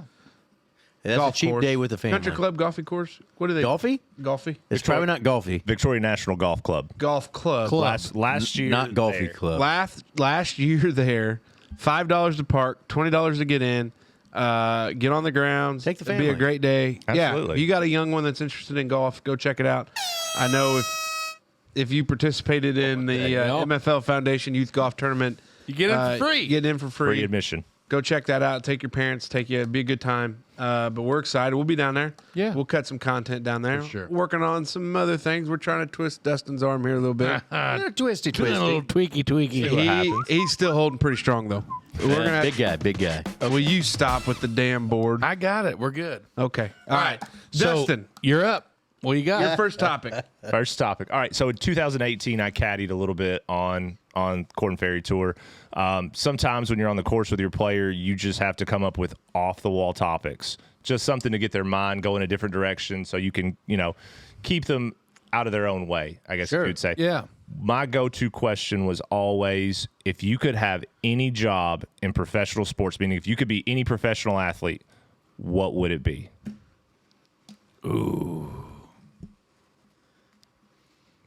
I got several, but I don't know. So I don't want to go first. Like, this is not a rapid fire. We're gonna jump right in this and really pick it apart. But for me, man, we would get in depth. No, believe me, we'd be for walking real, down for 14 fairway. And For real. Yeah. so I've always been real big football guy. Yeah. I'm not gonna play professional football. Like, I'm not there. I've seen your first step. It's not quick. Yeah, no, it's not quick enough. My 40 time. Well, but I is- guess this is hypothetical land, so you got a great Yeah, first step. Yeah, my 40 time was just not really there. Everything like That's think the irrelevant. That's question- yeah, irrelevant. the No, that's question is irrelevant. If you could be, meaning, if you could be an offensive tackle, a punter, or a kicker, what would be your spot you're thinking? Not what you would qualify to be or what you're fit Well, to be, obviously not a running back, because those guys get the shit beat out Right. of them every day and are underpaid. and underpaid. Yeah. I don't know, man. God, tough spot. Come back to me. What you got, Smoke? Well, you just said it. Well, go ahead, Smoke. Oh well, I guess if I had to just pick from here, I'm not much one to be into the sports anyway. But I'd be stuck somewhere between a UFC fighter and a monster truck driver. I think either one of those would be just equally as good to talk about at the bar. Like, hey, there, pretty gal, what do you do? And she'd be like, oh, well, I'm a nurse. hairdresser. I'm like, oh, well, I drive, Satan's twat monster truck or something. Hey, you ever heard of that truck called Gravedigger? I used to drive that son of a bitch. Or a UFC fighter, but I really think that Cauliflower ear. my nose and my ears are probably some of my best qualities. Yeah. Well proportioned in my head. I don't know. I don't know. This side profile of your nose, interesting. I don't know. Very I always, Crow-esque. Yeah. I always thought I've I got had a crooked very nose. nice I think I've got a crooked nose. It is. It's lopsided. Justine as always says that I'm cursed with the Masoner nose. And my mom would actually refer to it as the Lois nose. My grandmother Lois on the Masoner side. God rest her soul. Amen. T's and P's. I love her and miss her every day. But she had a hell of a beak on her. And I think I got that. I think that was me. I don't know. I don't Mammo's think your beak's that bad. Oh, get that side shot. I mean, that some bitch is pretty. That's not bad. Is That's mine one- really crooked? It's one hell of a sniffer. Yeah, you Shit, got yeah, one some bitch is nostril crookeder way than a question lower. mark. My what? What do you Your mean? left That hand something's like a nostril train wreck. is a whole nostril's length. But I've never lower. had a broken nose that I Well, remember. maybe it genetics. helped. Maybe it helped. Hey, you leave my mother and father out of this, asshole. Oh no! I bet no, Papa no. Frank has a great nose, but your sniffer's definitely been through. You a look scuffle like the once. guy off of the movie Batman that they called Penguin. You've got a pretty, His nose, very pointed. very pointy nose. But we're talking about professional sports. Yeah. Off top. Now, We're now talking you about- got a pretty good schnoz on you too, there, Yeah. Red. Yeah. Doug Funny-esque. Yeah. Yeah. Yeah. What the heck? How did I'm that? sure there's a. Oh no, that ain't it. How did the theme song to that go? Do do Do, do, do, do, do, do. I don't know. do do do do do do. And we're How in the old are twilight you? zone. Are we the same age? 37. Okay, I'm 39, so you're a little bit older than you. Yeah, a little bit. Hey, you're still the oldest guy at the table. So. Yeah, well, this Papo. week. Hey, this that week. 40-year-old banger is going to be great. Oh man. So we were talking about professional. I look at it two ways. I'm going to look at it as like Olympic sport. I'd love to be a bobsled driver. Like, I think that would be badass. Hey, Helen, when, we got a bobsled team. Yeah. when the Olympics come Hey. around. I love watching those obscure sports that you don't see a lot. curling. We'd be excellent We curlers. would be awesome curlers. You like guys- in the Olympic world. You I guys don't shuffle like to around bend down to 'cause tie your shoes. I don't That's give a what damn. I'd curling's get a all I about. got longer a broom, stick to bro. lean I'd get a on, longer dickhead. broom. I'd get a longer Hey, broom. hey, you know who'd be real good at leading on that broom? Huh. Old street department guy over there. That shovel. Good thing I don't make self-leading I want to shovels. be. I want to be. So here's my question: does each professional football stadium have their own chain gang, or is it a traveling unit like you would be a I think member? you're an employee of the NFL. Like you would be a yeah, member- You're a you- rules official technically at that point. Yeah, so you would be like a member of a union Yep. of chain gang. The United Chain Chain Gangers of America. Chain bangers. We'd be chain gang bangers. Yeah. So Yeah. I would want to be if I think I think that'd be cool as shit to be if I was going to be anything involved in any sort of professional athletics, being an NFL chain gang member. Front row seats. Yeah. Front row seats. Jesus Christ, could you It's a liability though, because running backs taking the edge, you could get laid out real Look quick. at he ain't gonna get laid out Good by one of them grief. little fellas. I don't know. They're pretty big fellers. Yeah. You Pretty just stout. give him that shoulder. They squat. Well, I mean, down. That old no, Holland you Let's just take some shoulder. hits. You drop the stick, don't you? You can get out of the way fast enough. No. Yeah. Not a chance. You just But I drop guess that that's just the shoulder. price you got to pay. It's one of those Part of Cost being of the part of ticket. the cost of the Union ticket. Chain Gang. That's right. So I'm going to be a chain gang. Smoke Dog's going to be a monster truck UFC fighter. Casey, Bobsledder. Casey's going to be a bobsledder. and a starting pitcher. Major League You Baseball. go starting pitcher just because they only pitch how often? Once every 5 days. Yeah. right. You gonna throw in golf the other 4?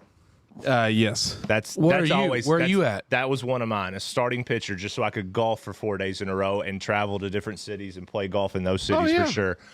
I've always thought about, being a punter wouldn't be bad. No, yeah. I'm on an NFL Ooh, I bet team. professional bowling. would Pat be okay. McAfee. Yeah. Oh yeah, legend, right? He's kind of a competitor of ours. Yeah, we're I definitely mean, we're definitely in we're those. coming up on his heels. Fox Sports is getting ready to call us. Hey, did you know that we had a member of his show on our show? Who was that? Todd McComas. Uncle Really? Todd. Uncle Yeah. Todd. No, Jeff. We went up to Indy and we had a blast. It was awesome. I barfed in his yard. and his dog ate True it. fact. Hey, Red, that's not even the worst thing. He barfed in the that's- yard, and then the dog went over there and ate it. In And the we were all words, like, in the words of Roy D. Mercer, and that ain't even the worst of it. yeah, boy are you? yeah. It was a tough spot. Yeah, well, Tough spot. Yeah, I texted Uncle Todd. I was like, hey, buddy, going to be in Indy? And he's like, I'm at Crime Con. In Orlando. Yeah. When you say Uncle Todd, is he like your blood uncle? Or Oh, no, no, okay, no, okay, No, okay. that's just what Pat called him. Yeah, Pat yeah. and the boys, Pat and Diggs and all those guys, they called him Uncle Todd. Because Gator, Todd's boy, Bailey, he was on the production team for McAfee, which is still Is. Yeah, he's this And, YouTube guy. yeah, it's a wild deal to So, think about that. so now Todd's in the true crime. They've got him and Jessica Knoll. They have a podcast called The Investigators. which is another heavy hitter. Yeah. Jessica Knoll is a heavy hitter. she's won 3 Emmy Awards. yeah, for her Wild. work. and she gives a shout. so we out have on an Emmy Facebook. Award winner on our comments. That's a she probably is. Maybe she a follower. That's how you know you made it, boys. Hey That's Jessica, how you know you here. made it. Hey We're Jessica, here. if you don't This is follow, it. Roll then, out the carpet. This is it. then follow us. I'm just gonna throw this out there. Jessica's not listened to a minute of this.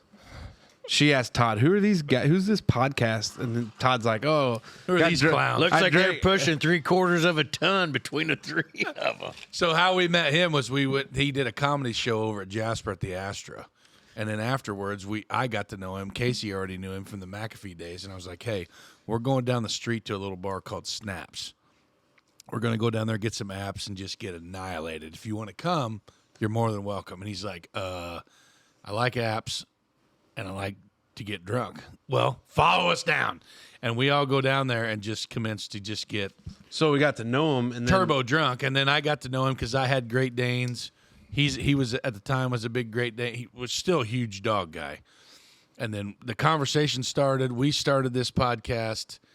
Casey was like, "Man, we should ask Todd." I was like, "You think he'll reach? You think he'll hit us back?" And I'm like, "Yeah, piss on it. I'll shoot him a message." And I did, and he literally Literally, wrote, Spotify. Well, Anchor at the time. yeah, not Spotify. he wrote us back within no time, gave us the time of day, hooked us up with a lot of advice, as first time podcasters. and some more because I asked him. I was like, he's like, "Give me a call anytime." Super cool dude. And then he invited us We invited him to a super sketchy hotel suite where we did like a 3-hour episode with him. It was awesome I time. missed that one. And then, missed that one. And then he That's invited. probably the last in depth. In depth with and- Todd McComas. Yeah, and then he invited us back to his house. I felt like we kind of forced our way into that. No way, He dude. did not no way, want to go man. do stand up at He that was- sex that club. Yeah, he was supposed to do a stand-up show at a sex club that was members only. That you can't make jokes about sex clubs like or he sex said, there club would people members. be like receiving Oralities. oralities in the. I just made that word up. yeah, like Oralities is good though. fellatio or something in the Right. in the crowd while he's supposed to give his Talk about concentration. right. Right. You got to be locked in, lock focused. in, or you're out. Yeah. So he, It was an awesome. but we had a great time. We bought dinner. It was pizza. We ate pizza out there. We barfed pizza. Dave puked in his yard. And then the I next wasn't day, even drunk. Like I had like 4 beers. and then the reason we were up there is that our runner Chase Bland. Chase Bland, We he, sponsor athletes. he ran in the Carmel That's Marathon. right. I did see his. And then our former producer, he ran in a 5K the same day. Or 5K. 10K. 10K. Yeah, 10K. No Yeah. training. Did No, the 10K. no training. He Yeah, drank no beer. training, He drank drank beer all night, ate pizza, did the whole thing Woke with up, us. did it. Woke up the next freaking day. animal. Ran what is 10K. what is 10K? That's 6.2. 6.8. Yeah. 6.2. Whatever 10 kilometers 5K is is. 3.1. Oh, I thought it was 3.23. Yeah. Oh, Rain Man, great math on that one. Jesus. So then, yeah. So I'd be. I just think those would be the spot. Starting pitcher once every 5 days. Yeah. Arm feels like a noodle. What's probably in the next skeleton? The bobsledders at the skeleton. That's just a Oh, single that's guy. Yeah, individual. Those No guys way. are crazy. I'm yeah, out. no, way. you're I done. want to be like the anchor man on the bobsledder team. day. Yeah. What's the dude? The dude that drives is up front, right? Yeah. He's captain. And then Typically. you got like the weight. Shut the Sits hell in the up, back. dipshit. And then you got the weight, a guy for weight in the middle, and then you got like a brake man. Then there's a guy with the egg. Sanka. coach. You dead, man. Sanka, you dead. The brake man's the one that's in the back. There's only 2 guys. It's the brake man and then the other one. The other 2 are just pushers. They get in, put their head down, hope they don't end up. Yeah. Yeah. So, hey, East big fan of Jamaica it. got a bobsled Said team. Great topic. I love John. You're in. You made the cut.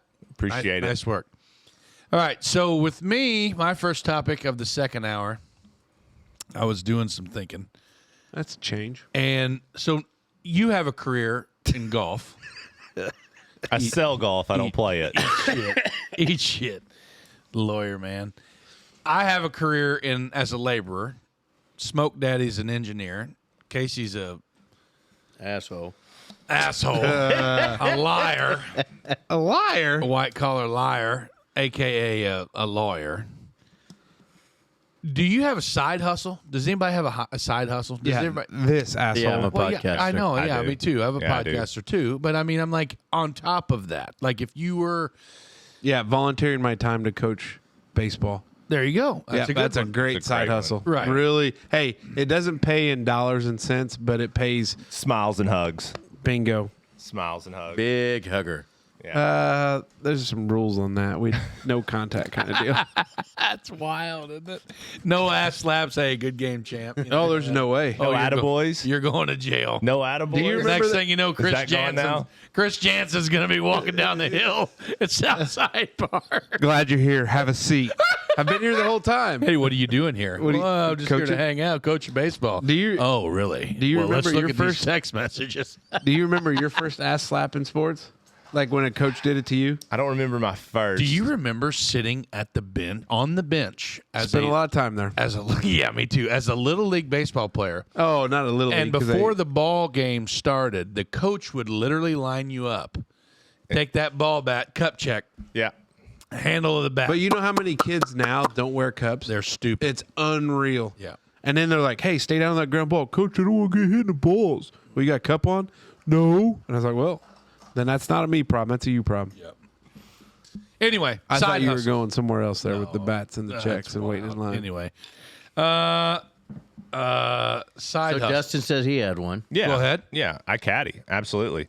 How that came to fruition was, I Ooh, big word. Fruition. I Yep. love it.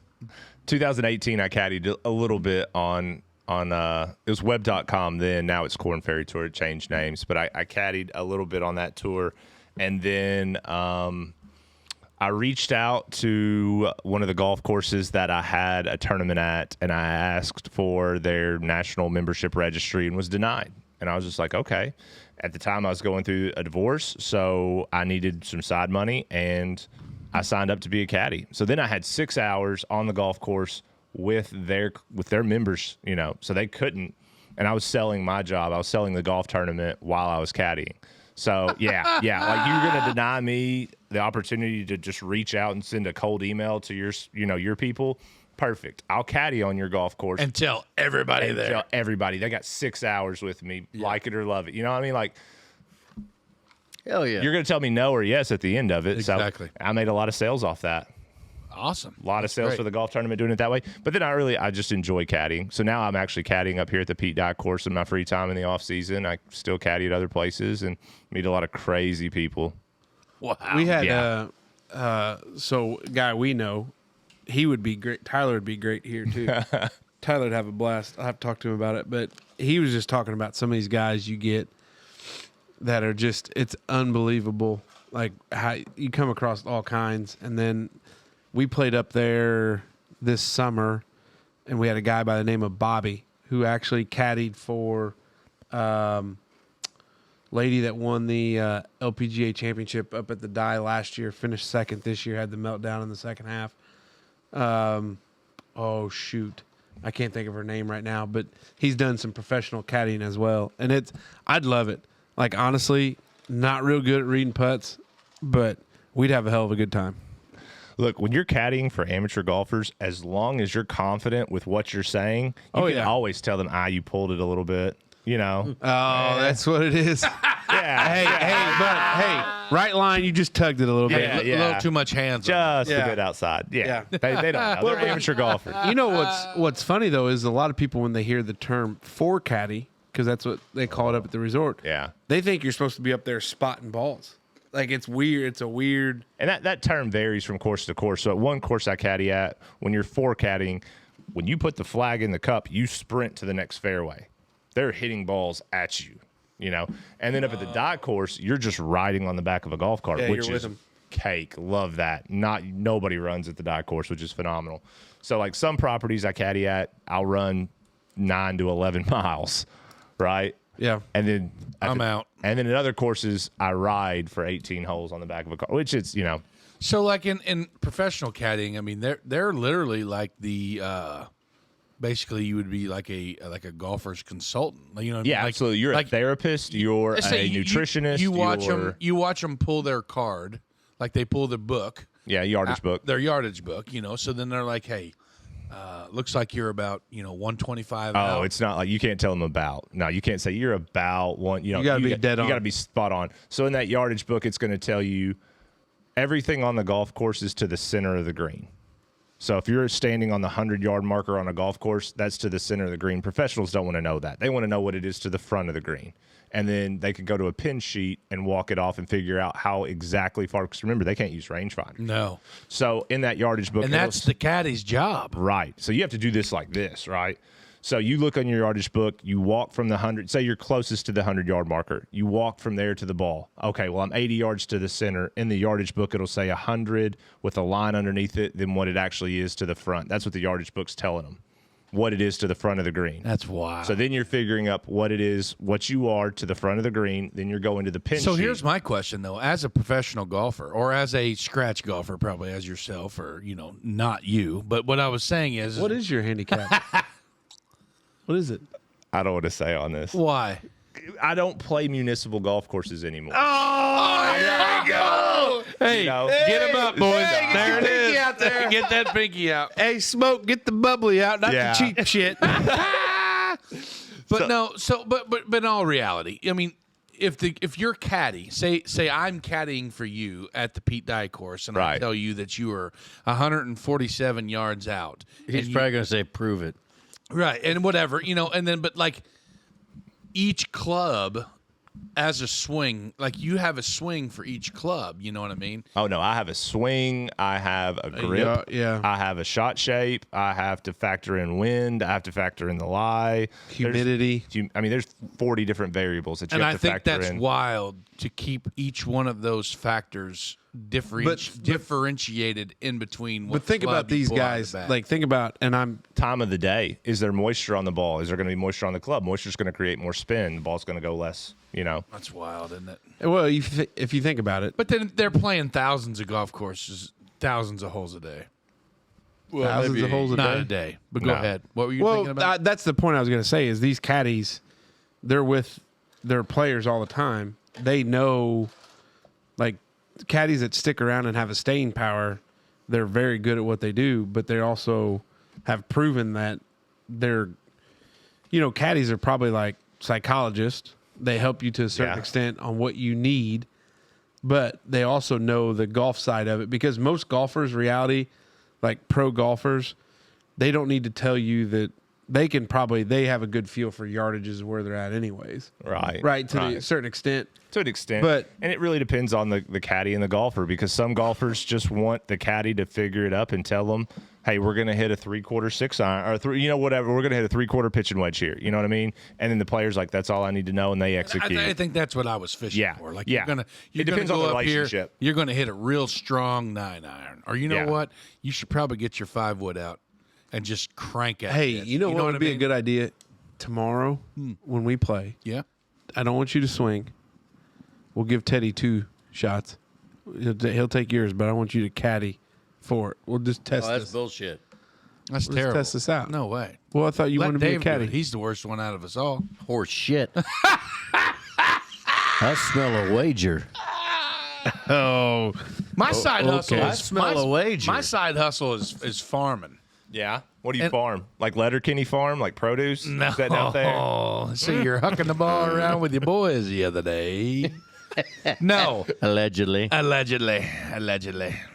To be Not fair. so bad hiding you. To be fair. To be fair. S&P's away from me. My how I thing roll. is, I help a really good buddy of mine on his Hell of a guy. crops, Yeah. farming, harvest time, What we cropping? corn, soybeans. Karen, Yeah. soybeans. Yeah, I'm a grain cart driver. Yeah. Okay. Big grain cart driver. CDL comes into play then. No way. That's No? a tractor with a big trailer on the back Oh, with a okay. spout. No trucking Yeah, involved. agricultural, you don't need anything. No, farming Indiana, Simpsons, you're anyway. good shape on all Which is that. amazing, by the way. Yeah. Anyways, 12 But years anyway, old. like getting it. I just think that it's cool. Like, so you have your normal job, Right. right? Like you have your normal job, and obviously white collar guys, or no stab at white collar guys, but people that make enough money. To be fair.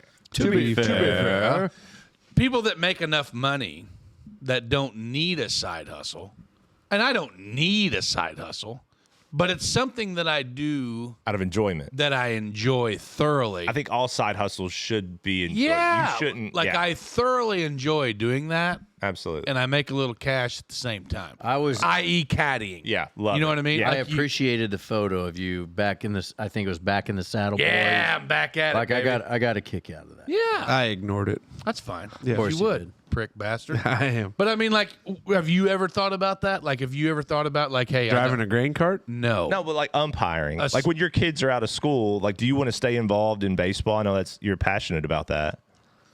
I've threatened many a times. Told Janelle that I'm Threatened. Gonna, yeah, threatened is a strong word because she knows where that could go. But I've thought about getting out of the coaching gig Yeah. because I could probably make $3 to $5 grand umpiring instantly. it will blow your mind. So my best buddy of mine, one of my best buddies I work with, is a soccer referee on the high school level, middle school level, and even at the rec league level. And that is like anymore because of the lack of participation for people that want to do those Oh, things. it's unreal. Like you can make some pretty good walking money doing absolutely. that shit on a local level. But the problem with it is like I don't mind the umpiring. I wouldn't mind it, but you have to have broad shoulders in this day and age. well, I love the coaching aspect of it. Like if this is truly, I Exactly. jokingly tell Janelle like this is my side hustle because I enjoy the hell out of it. I love it, and we're doing good. My we're doing wife, all my right. wife says the same thing. It's Yeah. the cheapest hobby I've ever had. Yeah. and it actually kind of gives some kickbacks along the Like way. honest to God, if I could get into it, because it was funny. I texted Tyler. I was like, hey, range sesh, and he's like, I picked up I picked up one up at Pete Dye, 2:00 tea time. Yeah. And he's like, I'll get with you afterwards, which I knew wasn't going to be possible. But I think because like with those guys, like I've got the personality to do it. I got enough of the golf knowledge to be dangerous. I can be entertaining. All those guys are shooting slope with their Rangefinders. Yeah, technology anyways. today's telling them exactly. The number. Exactly where it's at. So I would love to do that, but I also know that I'm busy doing a lot of other stuff and to like have a true side hustle. But I was thinking about to your side hustle when I saw this was if we had like the Uber and the Uber Eats deliveries and all that stuff in college, I would have done that all the time. Maybe not the driving part, but like delivering food for people.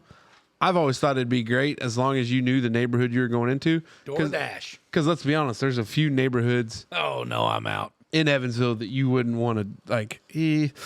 I know where that is. I don't think I need to go drop food off there. Like it just is what it is. But I don't know.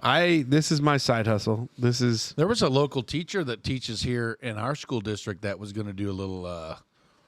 I think he was Ubering or what the hell's the other one? Lyft. Yeah. Some sort of ride service that Yeah. he was going to do because he lives down around Holiday World, and there was, you know, if you had a van, and people were going to Holiday World, and you wanted to take them to Owensboro to a hotel, or Jasper to a hotel, or wherever the hell to a hotel, Rockport, wherever they are. I mean, you could probably make some pretty good cash doing that. I always thought too. Like I enjoy mowing. I could completely have a mowing side gig, and it'd be great. I'd enjoy it. But when are you mowing grass? During baseball season and golf season, and I'm just not going to sacrifice that time.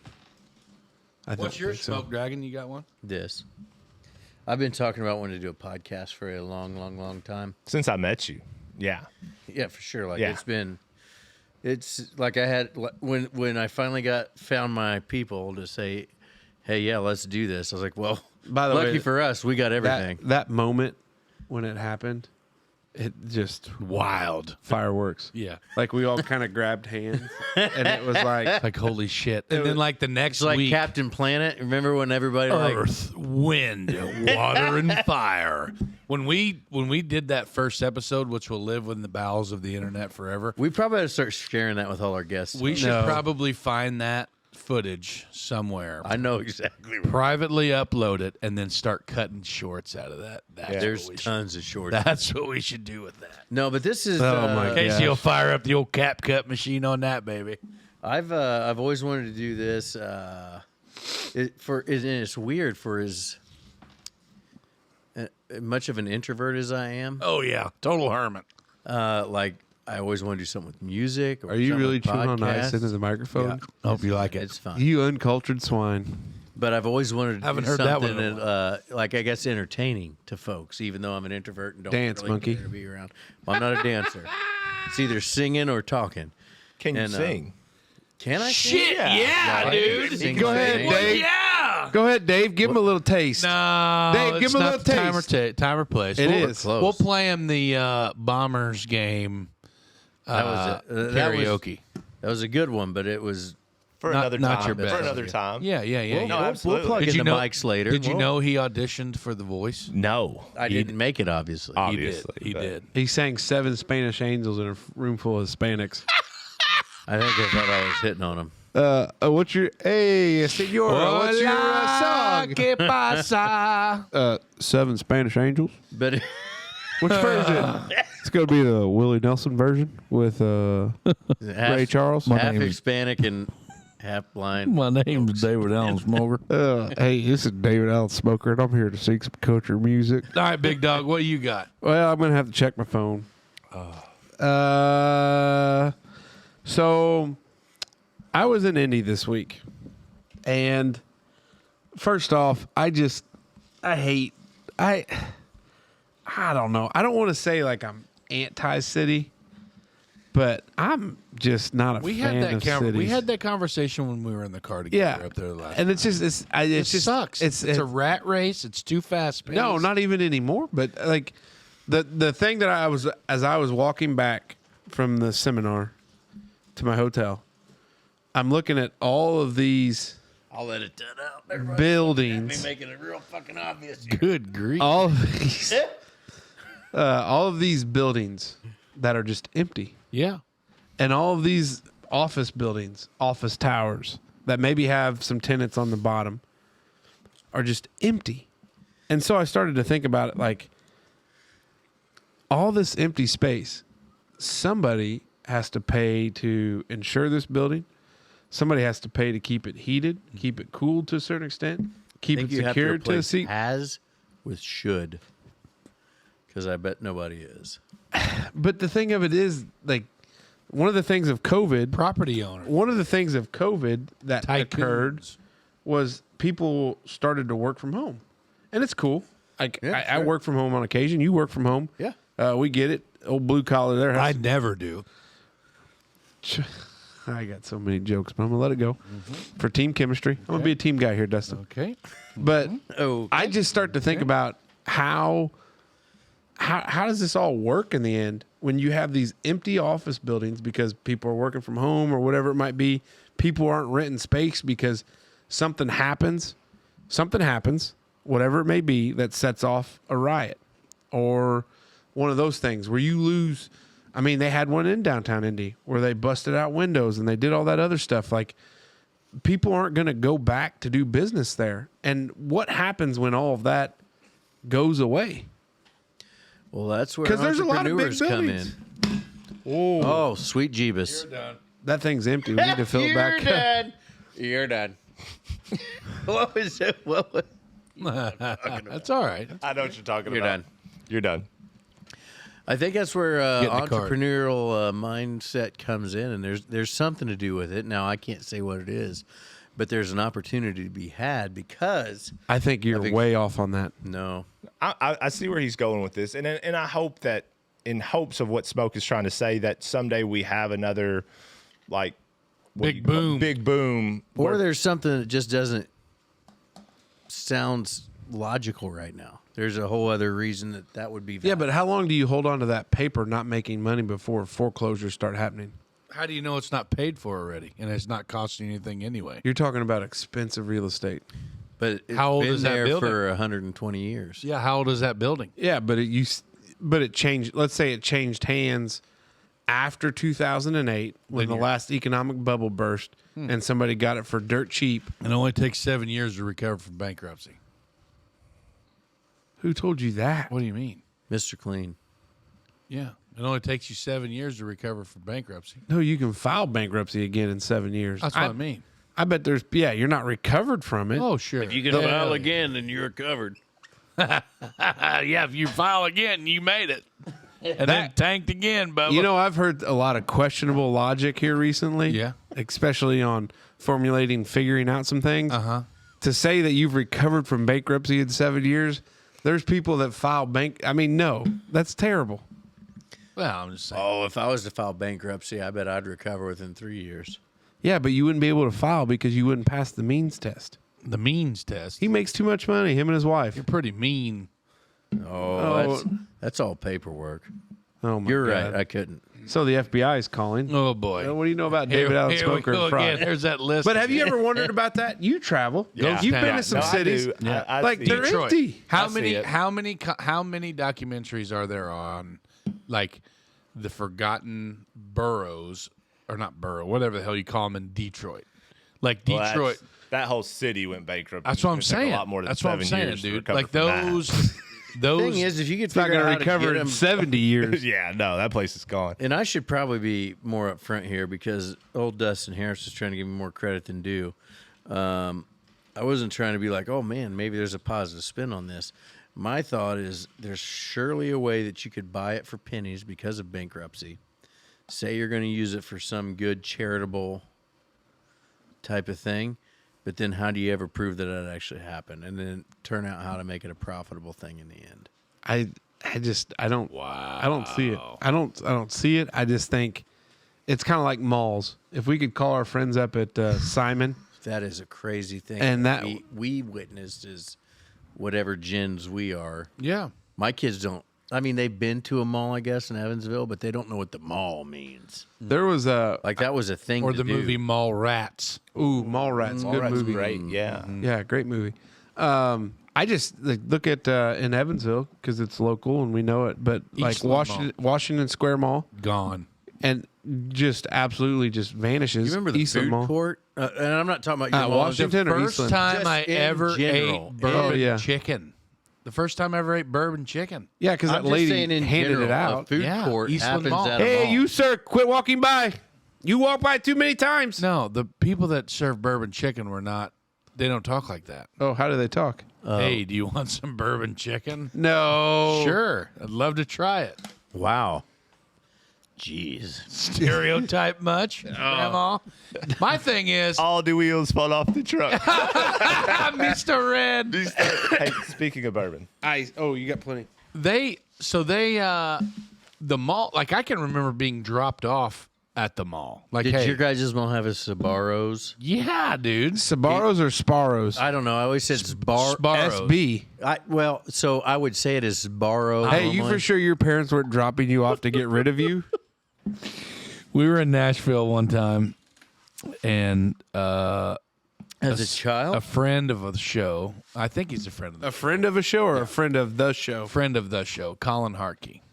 Oh, we're going to name drop. Yeah, Colin Harkey. Okay. He was lost in the depths of Nashville, We've all been there. Nashville, Tennessee. You big Nashville guy? I love Nashville. love Nashville. We should go as a dark. group. Before dark. No, I love Nashville after dark. Nashville after Before dark, dark sucks. This is good too. Yeah, I don't like Nashville after dark. It's too crowded. Are you serious? Positive. Man, I post up there in Alan Jackson, AJ's Good Time Bar, on the 3rd floor at karaoke. And like you put in your name a couple times. And then after that, people are like, hey, you want to sing a song for me? We couldn't find Colin, Well, Colin and then we wasn't would singing start good calling enough. him, and Nobby. You get no service down there. No, Nobby got a hold of him, and he would always say he was at I'm at Sparrows, and we're like, what?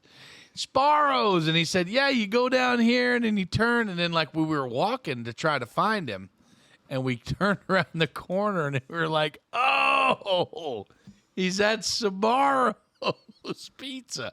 Yeah, I guess it was kind of like one of Yeah, those it's things. great story. Had to be there, but like Can we edit that out? classic mix up. Classic. Yeah. You know, Yeah. you said Sbarro's and he said Sabaros or But Yeah. look at okay, so to the topic, and then comparing it to Nashville, how many buildings now have been renovated in Nashville because of the boom? How many of those vacant buildings Now, now hold are on. By bars the and boom, grills? he's talking about more people going, not the explosion there 2.5 years. Yeah, it's true. tough spot. Ouch. Yeah. T's and P's. What's it going there? T's and P's. I was just clearing it up so everybody knew. Not what you say, it's how you say it. That's right. But do you see Dustin Indy Harris, having you're a that? good fit to this show. You're in, bud. Do you to see come Indy having that revitalization at like Nashville? Not Sure. a chance. No, absolutely. You see it? Indianapolis? Here's the thing. Let's place a wager on this because I would love to Hammer hear the your under. timeline. Let's look Hammer at the let's, under. hammer the over.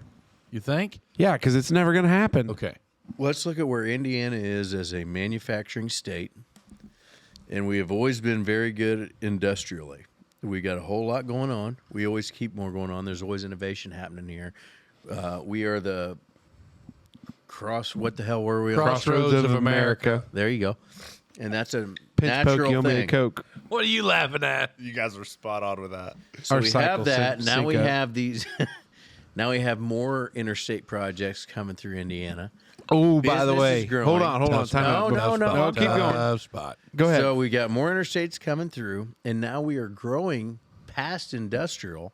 That I think Indiana's kind of cutting edge on cutting into more industries. I mean, we're talking about hospitality industries. Like, let's just talk about exactly what's going on with the Corn Ferry Tour coming in.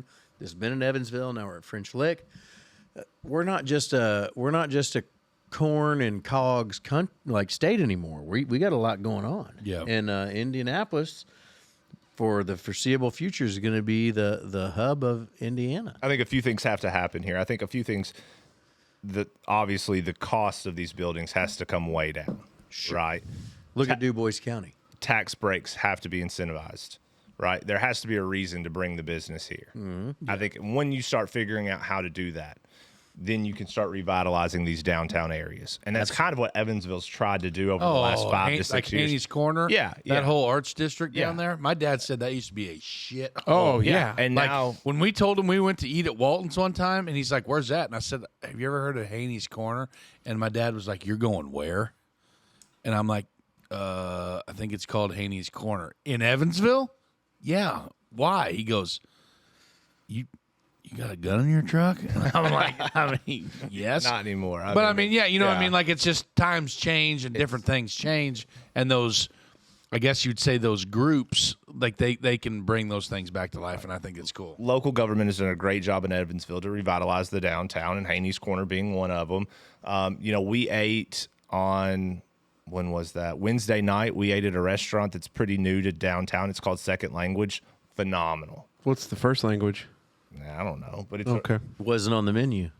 We had steak chimichurri and ahi tuna and cocktails, and it was. Nice. And then we went and saw Bert Kreischer at the Ford. And it was a blast. Yeah, That's right. perfect night. Bert's a big fan of this show. I wish he was.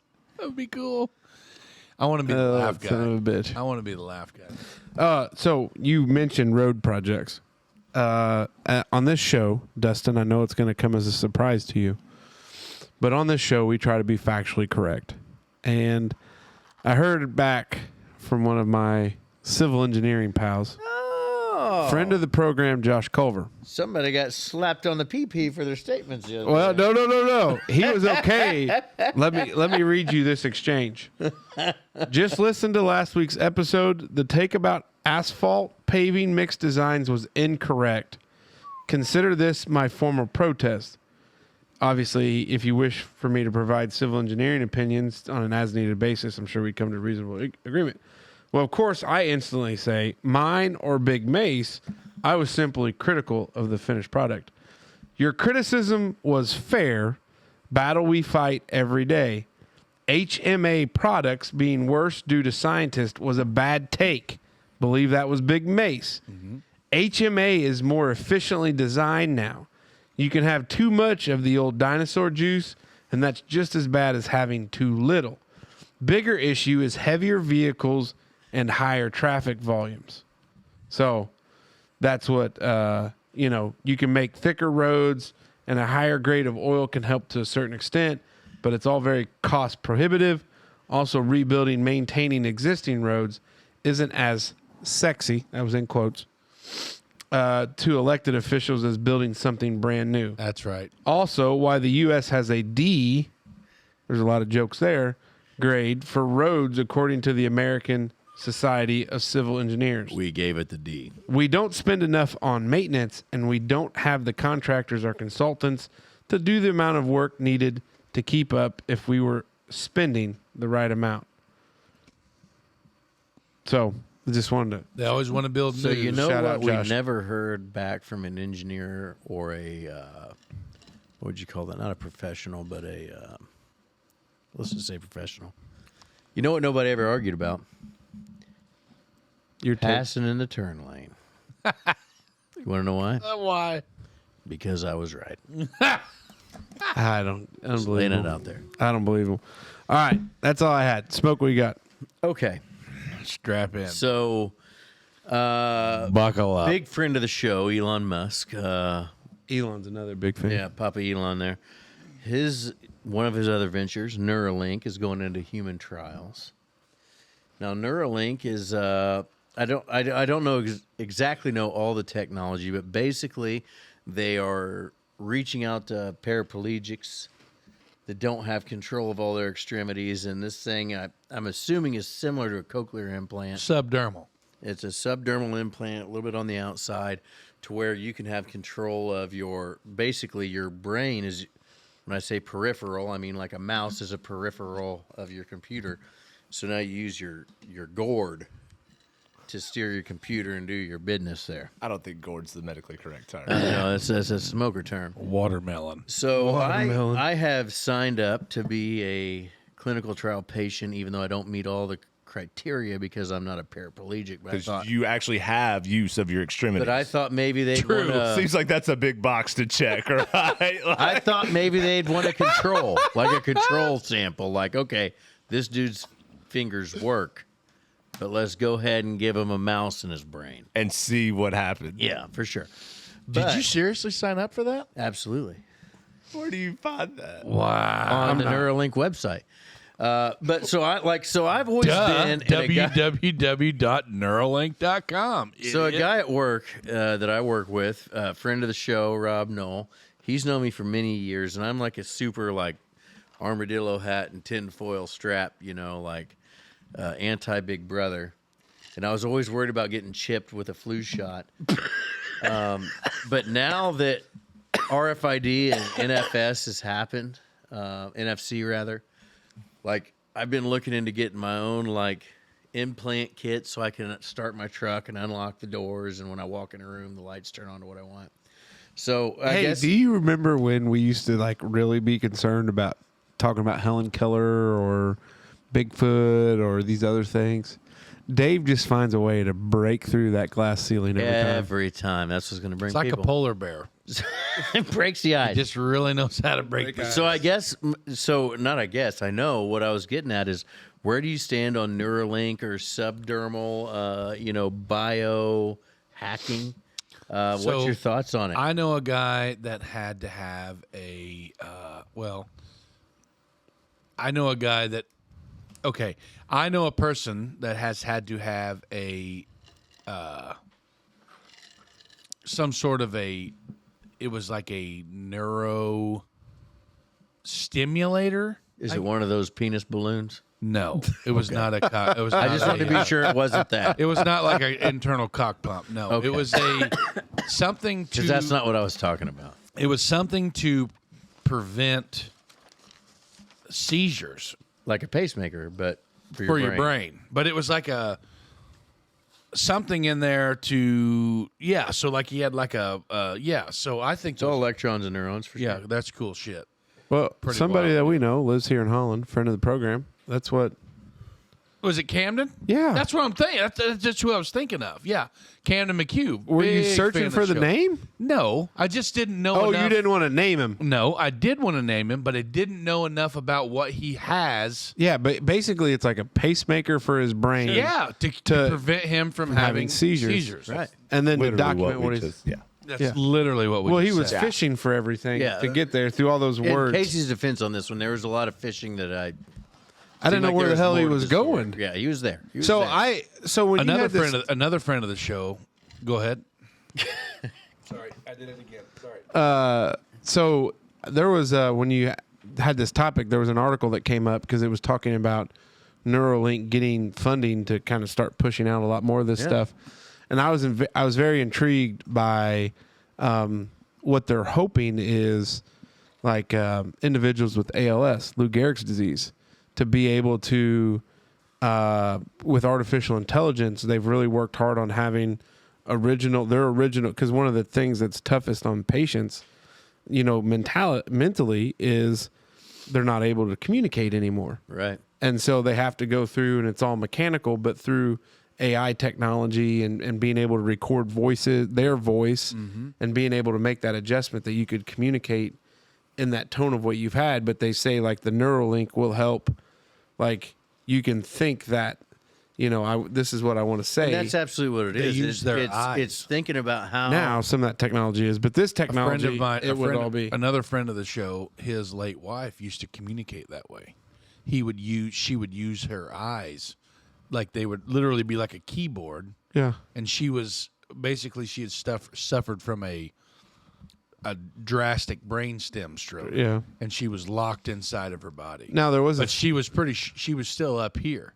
So she could type by using her eyes. Like she could focus on the letter, and then that transformed into different words, and she could form sentences like that. Pretty wild.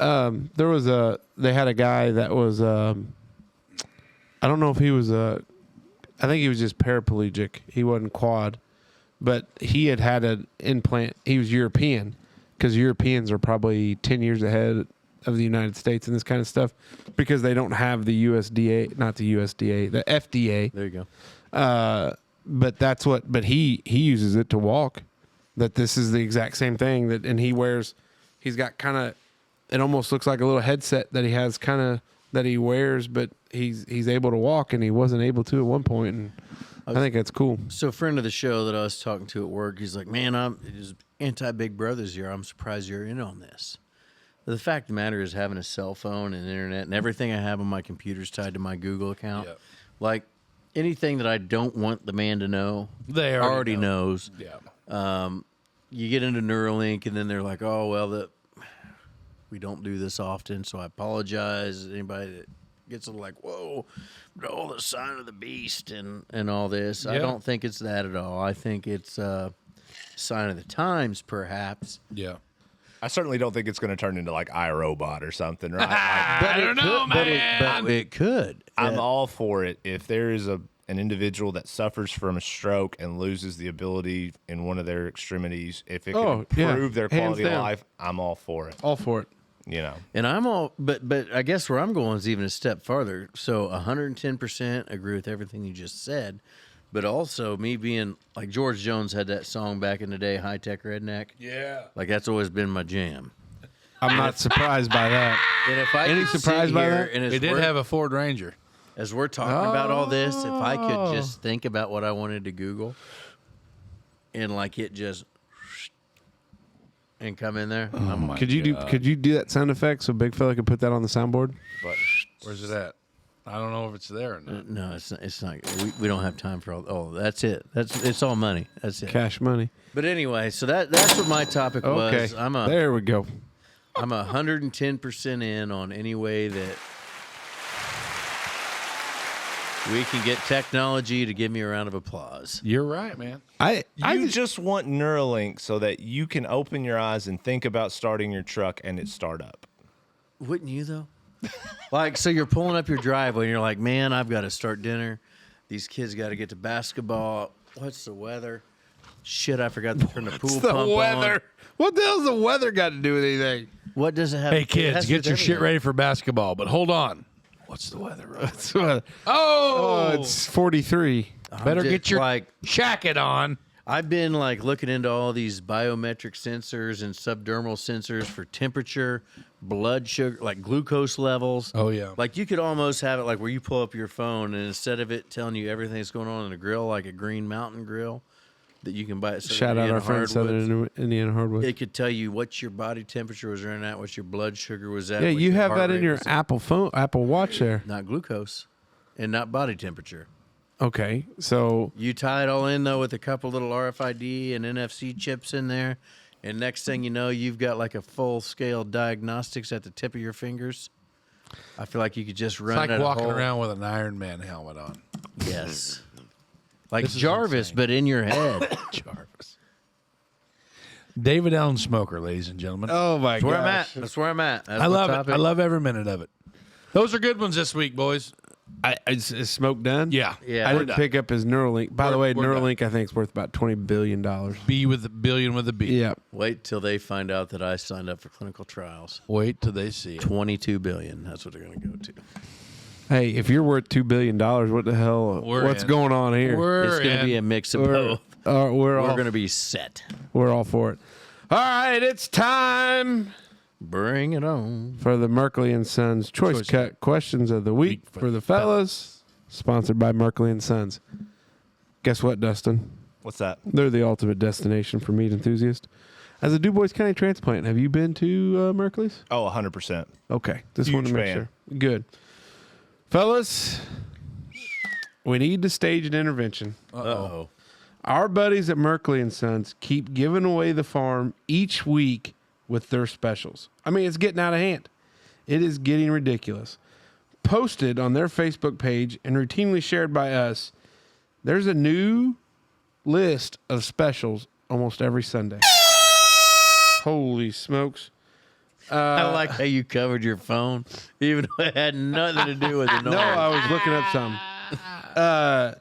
So, on the week of August 20th, it was seasoned patties, pit ham, boneless pork loin. the week of the 27th, it was Biergarten bratwurst, skinless hot dogs, round ham, and one of Big Mace's favorite, the fajita flavored chicken breast strips. We saw the return of the beef and pork bundles on August 28th. And then we get into the week of September 11th. We saw ground beef, snack sticks, smoked wieners. I was waiting for something there. Boneless pork loin. Guess what we're on to this week, fellas? What's that? They've got freaking bacon on sale for a steal. Making bacon. A 30-pound box for $120. How can you make any money that way? Unreal. 30 pounds. 30 pounds of bacon Double. for $120. Double cash register. I don't know. We think the boys are making a mistake by giving away their products at such a discount. But who are we to stop them from sharing their delicious products with all of you? Follow them on Facebook. Check them out. And their sales ad every week. Unbelievable. They got cracker bologna, $4.50 each. Pork tenderloin, smoked pork sausage, freaking bacon. 30 pounder, baby. I think if Papa I Frank come home with a 30-pound box of bacon, my wife is probably going to kill me. make love to you. Oh, boy. Yep. I think that's how That's the that, only way I come home with. Well, half a 30-pound box. We normally split one. Yeah, that's right. well, I think the beauty of it, Papa Frank and my younger brother went and bought a box. So we've got some there at home. Good deal. But Hell yeah. this week's questions, friend of the program, old Chris Corky Schmidt from Jasper. Hey. Sent in some questions here. If you were an adult film star, what would your screen name be? Oh, boy. I know this. It's your Street first name pet. and your first pet. Yeah. So mine would be, my first pet was Rocket, and I grew up on Carlisle Street, so I'd be Rocket Carlisle. My street name was a number. Well, but it would have been like west or east or north or south. Not in Holland. You're full of shit. What do you mean? You lived on Kentucky. Negative. What was your Fifth address Street. growing up? Well, I don't want to give my parents away. 5th Street. 5th Street. Yeah, so you'd be fifth, whatever. What was your first pet? Shadow. So you'd Fifth be- Shadow. Yeah, you'd be Shadow Street. 5th. Shadow the fifth. That sounds about right. What about you? Madison Northwood.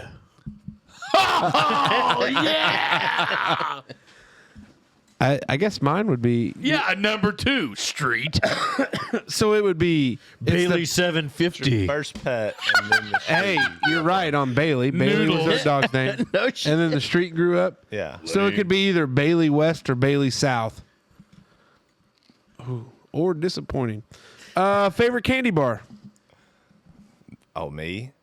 Well, hey, Red, this is how this works. We go around in a around circle. here, Grandma. Hey, don't give him a hard time. That's tough. You don't look like a candy bar guy. Looks like a He's pretty good vegetable shape. guy like celery. He's pretty good shape. Like celery. You don't deserve that flag. Heath Bar. Really? Yeah. Heath Bar cake, money. I didn't see that one coming. Go ahead, big fella.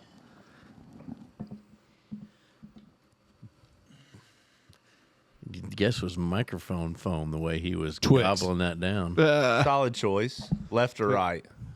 Both of them. I'm a Snickers guy. Paydays. Ooh, nice. I like paydays. He loves the nuts. Favorite Little Debbie product? Favorite Little Debbie product? Crazy thing is, they all taste the same. Zebra cakes. OG, baby. Oatmeal cream pie. Christmas trees. Oh, Christmas trees are good, but I like the Cosmic brownies. the crispy ones. Fuck. Star Crunch. Star Crunch. Star Crunch, big favorite of mine. God dang. Pearl Jam or Nirvana? Nirvana. Pearl Jam. This is so tough for me. It is, man. For real. But because of Lake of Fire, I'm going to go Nirvana. I think The Last Kiss is a great fucking tune. Eddie's been a long. Whoa, Eddie- pal. That's all right. We got the beat button. Eddie's been around a lot. That's all right. Eddie's been Eddie. Could you imagine if Kurt, Cobain. his life wouldn't have ended as promptly as it was? But what if Whoa, Kurt whoa. made awful music after that, and we remembered him for that awful music? You're right. Yeah, because did you True ever watch story. any of the It's the- daggone interviews with him? He was a whiny bish. It's the Yes. Chris Farley conundrum, like theory, right? Chris They're Farley, definitely coming back for another episode one of these. if he would have been alive, and he would He have. could have been a douche. I mean, Kevin James, he was making the same movie. Like, Yes. you see what I'm saying? Yes. We would remember Chris Farley for making awful movies at the long run, Right. at the end of his career. Kevin James doesn't make awful movies. Debatable. Have you seen What do Mall you Cop? mean? It's You not like great. Mall Cop? No. You didn't like the awful. Zookeeper? No. You didn't like whatever the other one was. Grown Ups? He should have stayed with the King of Queens. King of Queens. You should have stayed with there. Right. But yeah, Kurt Cobain's By the way, same theory. his wife in King of Queens, sleeper, hot girl, hot Absolutely. chick. I don't think that's a sleeper pick at all. I mean, No, she's just legitimately hot, but she was one of those Sleepers. Scientologists, and now she's come around to be anti-Scientologist. oh my God. Everybody in Hollywood. Anyway, Scientologist. Casey, you're. I think I'm gonna go Nirvana. I just think it. That go to a lake of fire and fry. See him again on the 4th of July. Where'd you sleep last night? I mean, there's a lot of good ones. Don't get me wrong. this question is for Smoker only. Did Smoke ever meet Harry Lee Summers while living in Brazil, Indiana? No, but I heard about him. Oh, okay. I knew people that knew his, Brazil. him as a young. It's actually Brazil, Indiana. Yep. It's up north. Some more questions from Corky. You have to move from Holland. Where in Indiana would you locate to? Do you need ice? No, I was. He's saying- done. Yeah. He's trying to figure out where Brazil was. Oh, Can we just call it Brazil? he's the one that says Brazil all the time. Why are you giving me Yeah, grief? no, I fault. That's don't my like it. Okay. It's fine. Well, then tell him, not me, David, I asshole. don't like it. Brazil, Okay. Clay County. So the question: you have to move from Holland. In your case, it would be Jasper. Where in Indiana would you relocate to? Oh, easy. French Lick. Ooh. Yeah, play a lot of golf. Yeah. Casino. French Lick. Selvin. If you want to play golf in Indiana, it's Kosciuszko County, up there on Warsaw. Kosciuszko. I don't even know. More golf. They've got more golf courses than you can shake a stick at. Okay. But I would move to. Anywhere Big Mace goes. Yep. That's cute. Okay. I really like I've been northeast Indiana, east central Indiana, west central Indiana, and now southwest Indiana. This is the best Indiana has to offer is right here. You'd move to Selvin? Actually, it would probably be the. Why wouldn't you just open a bait shop and call it Better Than? I would go to the southwest suburbs of Holland, Indiana. Just a skosh past the 1 mile west of his. county line. Yeah. No, mine would probably be Indianapolis. I know. I grew up rural West Kentucky. I do love the big city. Like, I love being able to have hate things. the city. Yeah, I know. Did we fine. skip you on this? Yeah. Hey, you jumped right into. You jumped over Well, I'm right just- there. No. Mine would probably be Indianapolis. I do love big city life. The amenities, it just, I never thought I would say that growing up, but after I'm kind of traveling- shocked by that. Yeah, I figured if you were going big city, I figured you'd go to like Lexington or one of those Lewis. other shithole bluegrass states. Well, you said I got to stay in Indiana, right? No. No. You had to go anywhere but Holland. Oh or no! Jasper. Where in Indiana would you Said locate? where to? in Indiana sorry, would you sorry. locate? Yeah, you listen better than you did, Mace. Touche. Anywhere in the country, gosh. Knoxville, Tennessee. Knoxville's a good place. Great town. College town. Yeah, I love it. Just call it a GNAT. Oh, okay. I think if you haven't been to Carmel recently, Oh boy, run the roundabouts, baby. Go check but it out. Carmel, I liked what they had going on when we were up there. Geist Reservoir over in that area. Yeah, but I think I would. This may be surprising, but Janelle doesn't listen to the show. Neither do my in-laws or anybody involved in it. But I could move up to that little burb called Celestine because you got a bar, right there, Kelly's. You got, another meat place close Yeah. by, but, not our friends at Merkley's. Sanders. Maybe Michigan City Oh, Why in the God. hell would you go to Michigan City? To the prison? or Fort Wayne. Just Fort Wayne would To be the even worse. prison? To the prison? You're naming all like these a- worse places. well, that's like a whole different area. Step Brothers or Hall Pass?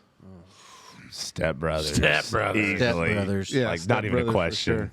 Worst concert you've ever been to? You're gonna go there, aren't I you, think pal? I might. Yeah. Worst concert I've ever been to. It might have been recently. Mm-hmm. It was Luke Bryan in Evansville. Mm-hmm. It might have been, for me, it might have been Tyler Childers in Maryland Heights, Missouri. Yikes. Hank Jr. and okay, gosh dang it. It was like the brother of Leonard Skinnerd back in the early 2000s. Steven? Larry? Is it Larry? Larry Skinnerd? Wasn't the 357s. It was That was Shooter Jennings' band. right. Yeah. No, it was Waylon Jennings' band. That's what I said. Gosh dang it. They had like one song in the early 2000s that hit again. Anyway, Hank Jr. was with somebody and the Somethings, and it was like Leonard Skinner's brother down Benny there. and the Jets. Down there at Roberts Auditorium, Roberts Stadium? whichever, and it was the biggest waste of money I'd ever experienced. Humphreys McGee in Interlochen, Michigan. That was the worst time of my life. Best era of music, 70s, 80s, or 90s? Well, it depends on genre. Are we talking Absolutely. rock? Are we talking rap? Are we talking country? Best- Rap. best- 1970s rap. That's what we're Sugar talking Hill about. Gang. I'm just saying. It just depends. You got to be specific. here. Rapper's Delight. The most iconic, in my opinion, the most iconic musical time, like for my, would have to be the 70s, rock and roll. Like You Leonard skipped Skinner. right It again. impacted No, all the I know. music Go of ahead. What you today. got?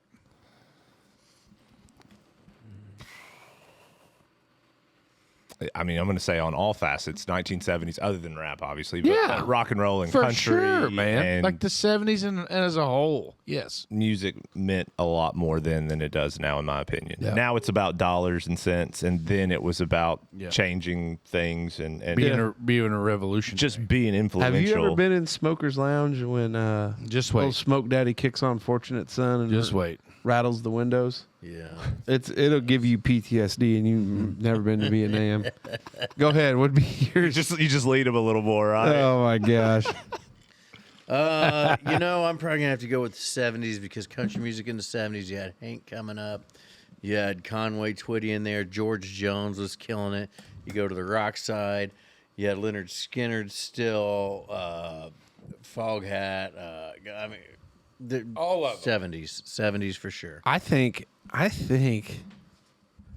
38 Special was the band that was there with Hank, hold on loosely. but it was like such and such. And 38 Special was like Leonard Yeah. Skinner's brother. I think this is going to be maybe an unpopular opinion, but I think the '90s, because I think there was Alanis Morissette. I think there's that I grunge- got one hand in my pocket and the other one is hailing a taxi cab. smoking a cigarette. Thanks, Blind Thanks. Melon. Thanks, fellas. No. Do you own or wear a billfold with a chain connected to it? No. Never.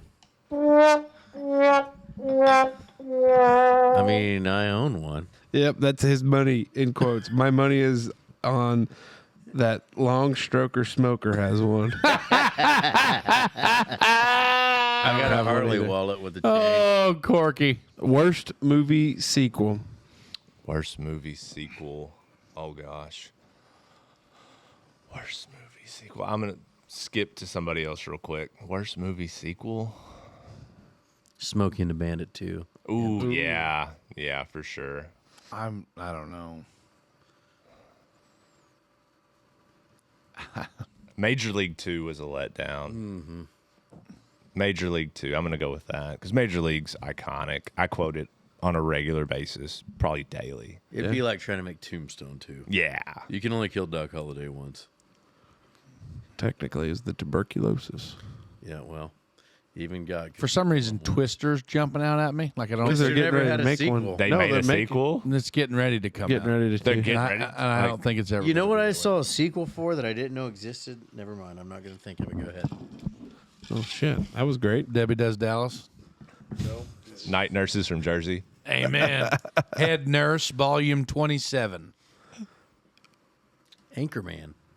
Oh, Anchorman. I did see the sequel to that. It was I didn't awful. know there was one, but I saw it on Yeah. Netflix earlier Save this your week. save your time. I don't know. I had one, but then I forgot it. It was right there. Caddyshack 2. Yes, that's what I was thinking of.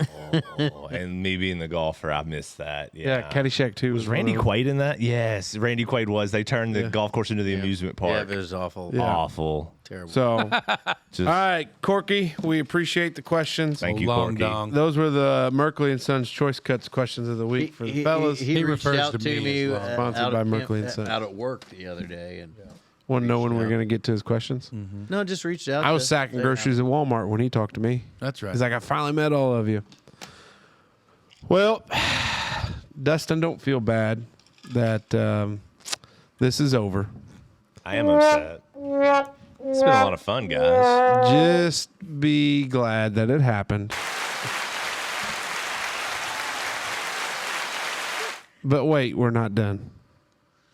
Oh, I thought you had another one for us. But wait. Yep, that rings the ears. Mowing season, smoke is still here. Mm-hmm. Can't seem to get rid of it. Just when we think it is dry enough where the grass won't grow, we get rain. But mowing season is almost over, and it's time to start planning our fall. Whether you are looking for a late mowing season equipment improvement, buying a side-by-side to help with your fall choring and cleanup, or want to add some equipment for your Kubota tractor, our friends over yonder there at Hopf Outdoor Power, well, they have it. The Last Pass has been proudly sponsored by Hopf Outdoor Power for quite some time, and we love sending wanderers their way. I believe we've been responsible for a few sales over there. Regardless, oh, by the way, I think we might be invited to the Christmas party. yes. Yeah, I think we may be. Yeah. Regardless, now's the time to start planning your fall and your fall outdoor equipment needs. But unfortunately, they ain't selling flannel shirts yet at Hopf Outdoor Power. But Not maybe yet. soon. Not yet. Maybe soon. Dustin, the floor is yours. Any final thoughts as we close out on this episode? I will leave here reinvigorated. Attaboy. Nice. Absolutely. Hoping to get another invite. You'll get another invite. Yeah. You'll have it before you leave. You're in. Might be one of the highlights of my career. No, That's no joke. stop it. No Don't you piss on my leg and tell me it's raining. No, thank you guys so much. This has been absolute. Just enjoyed it. I have. We enjoyed having you, buddy. Yeah, it was good. It was really good. Cheers, guys. Cheers. Smoke. Mace. My final thought this week Smoke, would I'm be, going to Mace next. You will be after him. Okay. Go ahead. My final thought would be also, Dustin, thanks for joining us. Big Red. It's been a great pleasure to earn your friendship. Like, it was fun playing golf at the Glow Golf. I know we weren't together, but just in the same general area. Same course, different league. Same course, different league, obviously. I think he was on the winning team that night, too, by the Yeah, way. I think so. But anyway, like, just anytime we get a new guy in the lounge, or a new person in the lounge, I think it's cool, for somebody to come in that's not used to this or has never done this before, but you got it. Like, you got a face for radio, bro. But I'm just saying, but like, you're able to conversate freely, and I appreciate that, and it's been an awesome deal, and like, your whole aspect on golf is cool, and I think that's like it's just like your shtick, like David said earlier. Yeah. It's neat to see your passion for other things. For me, like, I just like to go out and drink beer and hack around, but like, there's this whole other super ultra competitive aspect of it, and you're there and I'm not, and I appreciate that, and I think it's really cool. And other than that, mental health matters. Wanderers out there, I think our friends over at Locking Arms, they had a awesome benefit. Yeah, heard it went really well. Really well for those girls. and gals and guys or whoever's a part of that situation. But for us, like we always say, the winter is upon. We're getting ready to get into them shorter days, a little bit longer darkness, stuff like that. If you ever have any issues or you ever need to talk or anything like that, hit us up. Our message line is always open. Feel free to DM or drop anything in there if you want to talk. We're always here. And other than that, bro, appreciate you coming. Can't wait to see what happens. Smoke Daddy. Run along the same lines. Appreciate you coming out. We've been trying a long time to make this happen and work out with everybody's schedules. Super surprised you're able to make it happen this close to the tournament. So thanks. I know that took a lot on your part. To the Wanderers, you may notice in episode 147, there was a cut or two that you might have seen a glitch. It's because I had too much vodka. And I might have rambled and I didn't make sense to myself. And I'm going to try to do better for you to not have to edit myself out of our own show. It's But okay. it's so much fun. Those things happen. Yeah, they do. But anyway, 148. Is this 8? Yeah. Yep. 148. 4 episodes ago. We're hitting a year. We hope to have a 1-year party that everybody could come and we could just throw the address out there on the internet and not worry. Well, it didn't happen. Not many people are going to get the address. As far as our big followers. Hey, you're in, buddy. Yeah. Thank you. I you're in. appreciate that. Way to spoil it for everybody else that doesn't get the invite. He's not in. It's just going to be us and our wives. Yeah. And Like their 3 other kids. No, that's our Christmas party. Couple pizzas. It's not going to be that big a deal. Not a big deal at all. Yeah. Moving no on. big Moving on. But anyway, we're moving forward. We found our keys. We can make Jesus. the noises. That is super loud. I love it. We got to turn it down. Be sure to let us know. This is going to be This is 2 episodes in a row where we've done this new format that we're trying. We want to know what you think. We want to know how you feel about it. Really, we don't give a damn. We're having fun with it. So piss on it. We do want to know a little bit. This much, like 3%. Other than that, Casey, go ahead. Thanks, buddy. I wanted to talk about the Holland Fest and the barbecue competition. Not enough's been said. Thank you. It went over excellently well. Hey, how about that for Pete Merkel, Oh! who swept every category, grand champion, and Mike Condra, who took the People's Choice Award. That's Yeah. right. Both from Linville, so Linville showed up. Well, and- Selvin and Linville, but that's Yeah. Well, both Warwick County guys. there you go. But I just want to say it was great. I mean, we had a lot of people that maybe didn't come out. Like, Red, we have this problem that some people don't take this serious, that we do this serious. I know where we're going with this. And I think some people thought like we were going to half-ass that.